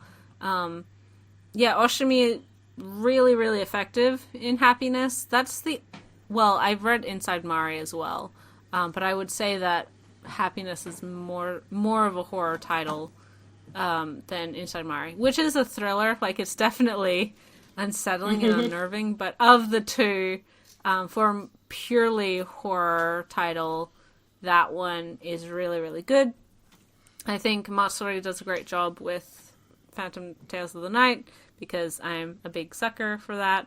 And also, like, a lot of, I like the various elements, and it feels very much like old yokai folklore type of story. Yeah. Not exactly, no real moral to it, aside from, like, hey, these inhuman creatures don't care about humans, so, yeah, this really is very dependent on how they feel that day. Don't slash your pillow. Don't cut your toenails at night. Don't, Exactly. It doesn't make any sense, but if you do it, then, you might have made something very angry. Just don't risk it. And of course, Mushishi, which we've said is not, like, quite horror, but it's definitely falls in that similar category. And I also really, really like, which isn't necessarily a horror, maybe? I've seen it classified as dark fantasy, but I really like Dorohedoro and Kyu Hayashida. I'm really, really looking forward to her upcoming series, and that one is, like, violent and grotesque and creepy and weird, but also, like, super heartwarming and wonderful and has great characters. And there you go. That's all you need. Yeah, exactly. And if you haven't watched the anime, it's on Netflix, and it's a good time. I guess a couple more mangaka that I think their works are more flawed, but I do enjoy their approach to horror and, like, just their horror illustrations would be, Sweet Ishida does Tokyo Ghoul. There's some really fun horror in that series. I like the more, like, psychological stuff early in the series with Kaneki struggling against, his, desire to consume human flesh. Yeah.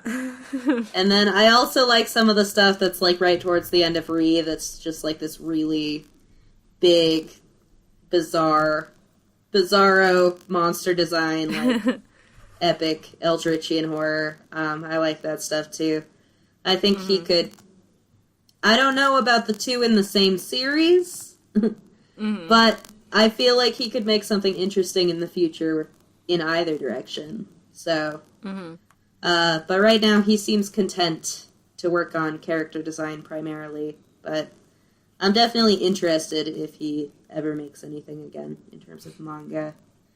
And then I also really like Tato Nogisaka, who did Yureto. Yeah, I just really like his art. I like kind of his more fun, like, vintage mystery horror approach to the genre.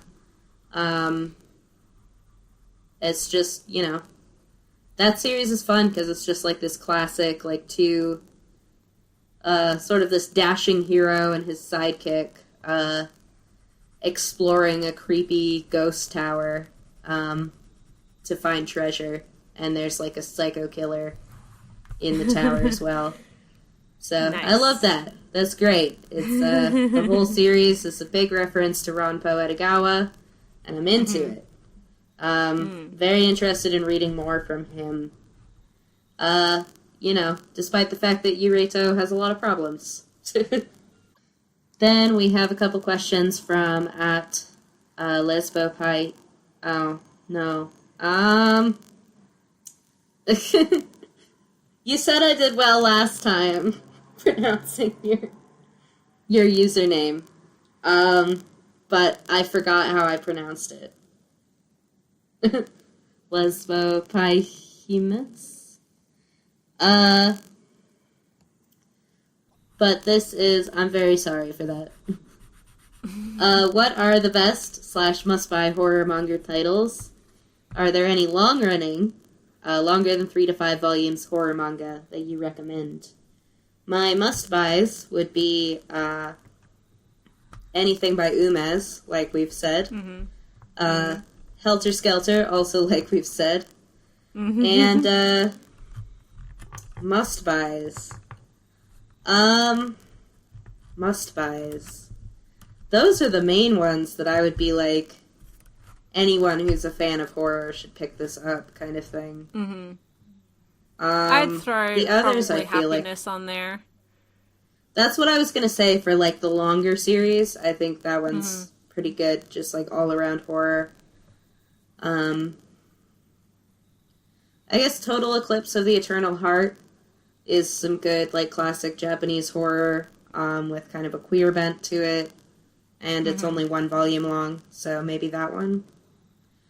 I don't know if I'd call it a must-buy, but it's something I would recommend to a lot of people. Yeah. I feel like Kosume, I don't know if it's a must-buy, but if you're wanting a longer-running sort of suspense thriller, then, yeah, check that one out. It's pretty good, and I think it, at least in the English-speaking manga community, it definitely flew under a lot of people's radars. Yeah, and I'll also throw in PTSD Radio. Just, it's a very good, like, general horror title that I think anybody who kind of likes horror would just kind of dig. So, it's easy to recommend. Yeah. And you can kind of jump in anywhere. I mean, there is an ongoing story, but you can also just kind of jump in anywhere. Yeah. And their other question is there a mangaka you would like to see make a horror manga, or a mangaka that you think would be good at making horror manga? And they cite Rumiko Takahashi as an example because they say Mermaid Forest was really great and they should make more. Mm-hmm. I feel like if they really threw themselves into it, Clamp, and they had a good editor, Clamp could do some really great horror stuff. Just make sure that the editor's like, how about we make kind of a self-contained story, please? Yeah. Because Holic was very good. It's definitely, in my opinion, their best work. And I think many people would agree. And that, like, they've got a lot of intricacy to their art. And depending on which style they decided, they could do a lot with so many minds working on it. I think there's a lot of potential there. I would like to see Taiyo Matsumoto do, like, straight up horror. That'd be sick. I would like to see... I want to see Nagabe do some. Oh, yes. That would be good. I love their art style. That would be great for horror. I was thinking of some of the creepier imagery we've been seeing in Witch Hat Atelier. I would like to see Kamome Shirahama's take on a horror story. Yeah, that'd be sick. Like, I'm super into that. That'd be cool as hell. Yeah. That's off the top of my head. Right there. That's who I want to make a horror manga. Stat! Also, Haruko Ishikawa. There's a lot of horror in Land of the Lustrous, but I want just like a straight up, super fucked up horror series. Yeah. That'd be very, very cool. Yeah, I mean, all really good, solid choices. I'd like to see some of the... I mean, this isn't a specific creator, but I'd like to see some of the older shoujo stuff that we talked about at the beginning of the podcast finally find its way to being licensed in some capacity, because I do think there's probably more interest in it now than in the, 20 years ago when they first tried it. And it would be cool to have some of that stuff available. Yes, it would. It would be very cool. The last sort of two questions are from Mercedes at Pixelated Lenses. What horror manga would you recommend for someone that gets scared easily? And can you give us your horror manga starter kit? I mean, there's some of the titles we talked about. I think Phantom Tales of the Night is pretty good. It's not really terrifying or, grotesque or out there. It's foreboding and, creepy. Yeah. But if you are someone who gets the heebie-jeebies very easily, I don't know, it doesn't twig that sense for me as being, really horrific. It's just kind of unsettling. For most of the stories. And it's pretty... I mean, again, my bias jumping out as per usual. But, and stuff like Sankarea is also, it's got a horror element to it in the fact that it's about a girl who becomes a zombie. But it's also, kind of a rom-com. But also, most of the horror comes from the home situation that she was in, so that is a larger discussion on why would somebody how much would somebody hate their life to agree to become a zombie, and that's pretty cute. The characters in that are pretty likable, or at least the main characters, the teenage characters, and it's fun. It's got a lot of zombie movie and zombie media references in it. And yeah, it's just kind of a fun rom-com with a zombie twist and also family abuse. So, maybe steer clear of that if that's something that upsets you, but it's not, scary. It's I almost want to, ask, what you mean by get scared easily, because a lot of people mean different things by that, whether it's, you're squeamish towards gore, or, you have nightmares when you read about ghosts or whatever. or if you just are really uncomfortable exploring this level of, like, the darkness of what humanity is capable of. Yes. You know, because I would almost, like, say, like, Helter Skelter is, some people describe it as a drama before they describe it as, like, a horror. It's really both, but it's, like, you know, there's not gore in it. There's not, like, jump scares in it, but it is deeply frightening because it is so much about these very visceral and real horrors within society. And, you know, the very, very dark places that can take people to. So it's like, you know, yeah, I don't know. Because it's like, I would have been someone in the past who would have been like, oh no, I get scared too easily, I could never read horror manga. But then once I started, I kind of realized that I loved it. So, I don't know. It's part of horror, I think, is like it's opening yourself up to exploring this very dark part of who we are and what we are within sort of a safe context. And I almost want to encourage people who are squeamish about that stuff to, like, give it a try anyway. Yeah.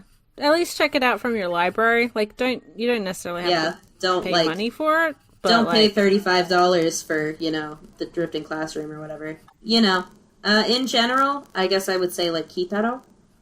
Is a good all-around recommendation. It's spooky, but not scary. It's aimed at kids. It's very Goosebumps, again, in its level of horror, I think. And if you like that, you can level up in scares to Cat-Eyed Boy, if you want to. Horror manga starter kit. I mean, you gotta include some umes. Like, they're just... Yeah. Whether it be Drifting Classroom or Cat-Eyed Boy, either are good, but I'd say that probably more people will get more out of Drifting Classroom just because it's longer and it's more of a cohesive beginning to end story compared to the collected vignettes. I would throw some Ito on there for sure. I think you know, like Uzumaki and probably Uzumaki. That's like, I mean, it's the most famous and it's the most sort of memed to death. But you could go with, like, anything by him, I suppose. Any of his short story collections. I would guess. I haven't read very many of them. So. Devilman is another one that's, like, not really scary, but I think it's pretty fun. That's a good one for, like, not scared. Like, if you get scared easily, that's a good one. But also, it's a fun time, and I think it's very representative of Go Nagai as well. So, it's lots a good of starter boobs. kit. Lots of boobs. Boob monsters, vagina monsters, and Satan. And just the gayest main so character much ever. Homoerotic subtext. It's incredible. And then you should watch Devilman Crybaby, which just looks at all that homoerotic subtext and says, let's make that canon. And let's throw in some lesbians, too. Yay! Yay! And the world celebrated. God bless. God bless. And then they all died because it's Devilman. What do you expect? Yeah. Is there anything else I would put on there? I would put some of this, like, Oshimi, like, Ishida, you know. I would probably put Happiness on there. That kind of, like, Inio Asano adjacent kind of horror. I don't know if that makes sense at all, but it's like... No, it absolutely makes sense. I had this discussion earlier with Lythus about, again, because we talked about this, not this particular conversation, but I was talking to our friend Lythus earlier today, and he was asking me if it was weird that he felt like Oshimi was the light version of Asuna. I was like, no, that is exactly correct, and I think a lot of people would agree. So the kind of existential nihilism and nihilism and like sad virginal boys having a sexual awakening through mostly women who Oshimi definitely wants to step on his throat. Like, aren't we getting an art book called Femme Fatale from him? I thought that was so funny when I saw the thing earlier. I was like, man, you know what? The boy knows what he wants. It's 100% representative of his work. The other one that I'd throw in there, not because I find it particularly scary, but I think it's baby's first body horror, is Parasite. That also has like action sci-fi stuff in it, and a lot of people regard it as quite creepy, or do regard it as a horror. I again, we talked about this off the podcast, but I don't personally find it or think of it as a horror, but that's because I don't find it scary.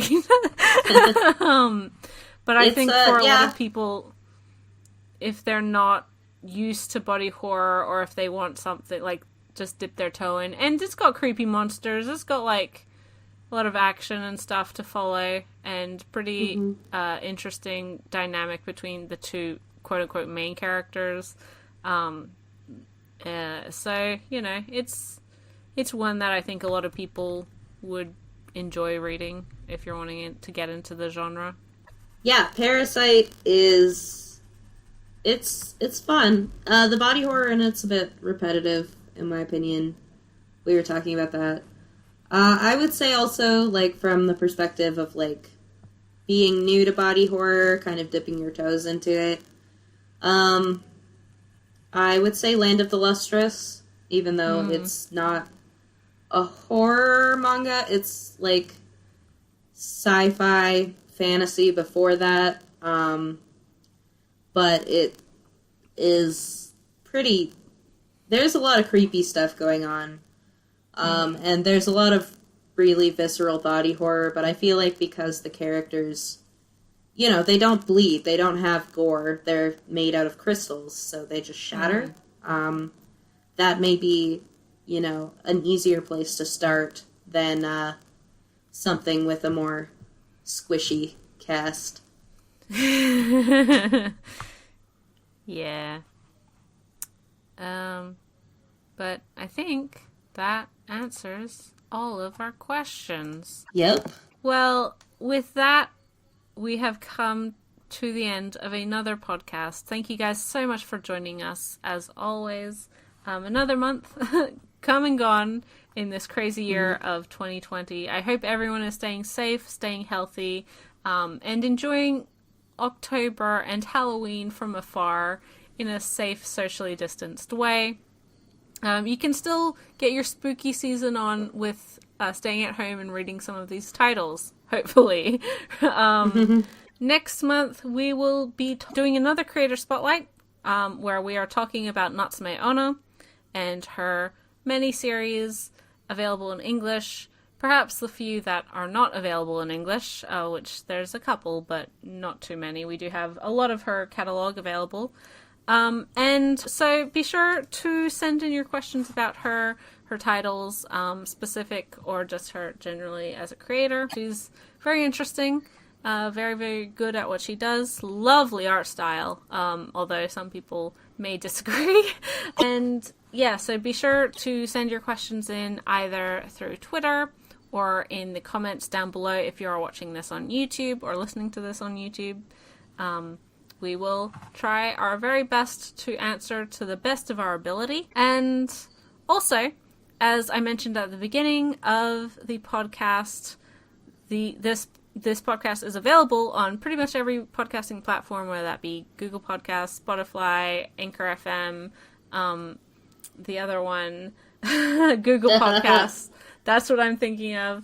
Everything, anywhere, pretty much everywhere you can listen to us, if that is more convenient. But of course, our episodes are always posted at the exact same time, both on YouTube and those podcasting platforms. In addition to what we talked about this month, I would like to remind everybody about the current Kodansha Humble Bundle that is available, that does include quite a few of the titles we talked about today, including, of course, Kosume and PTSD Radio. Sankarea is in there. One of the other titles that I've been reading in print recently, Inspector, which is sort of another yokai kind of mystery series. Happiness is also available via there, and also a whole bunch of other stuff. Lots of really good titles, lots of great value, and a whole bunch of Kodansha's digital only or digital first titles for very, very cheap. So if you are someone who enjoys reading digital or doesn't mind reading digital, be sure to jump on that whilst you still can. It will be still available by the time this podcast is posted, and I will put the link to that in the description below, as well as the link to if you want your own commissioned piece of Shintaro Kago portraiture, because it's great. Get it. It's totally worth the money. And it's a really fun, cool, unique piece. He has like so many like different options you can choose from.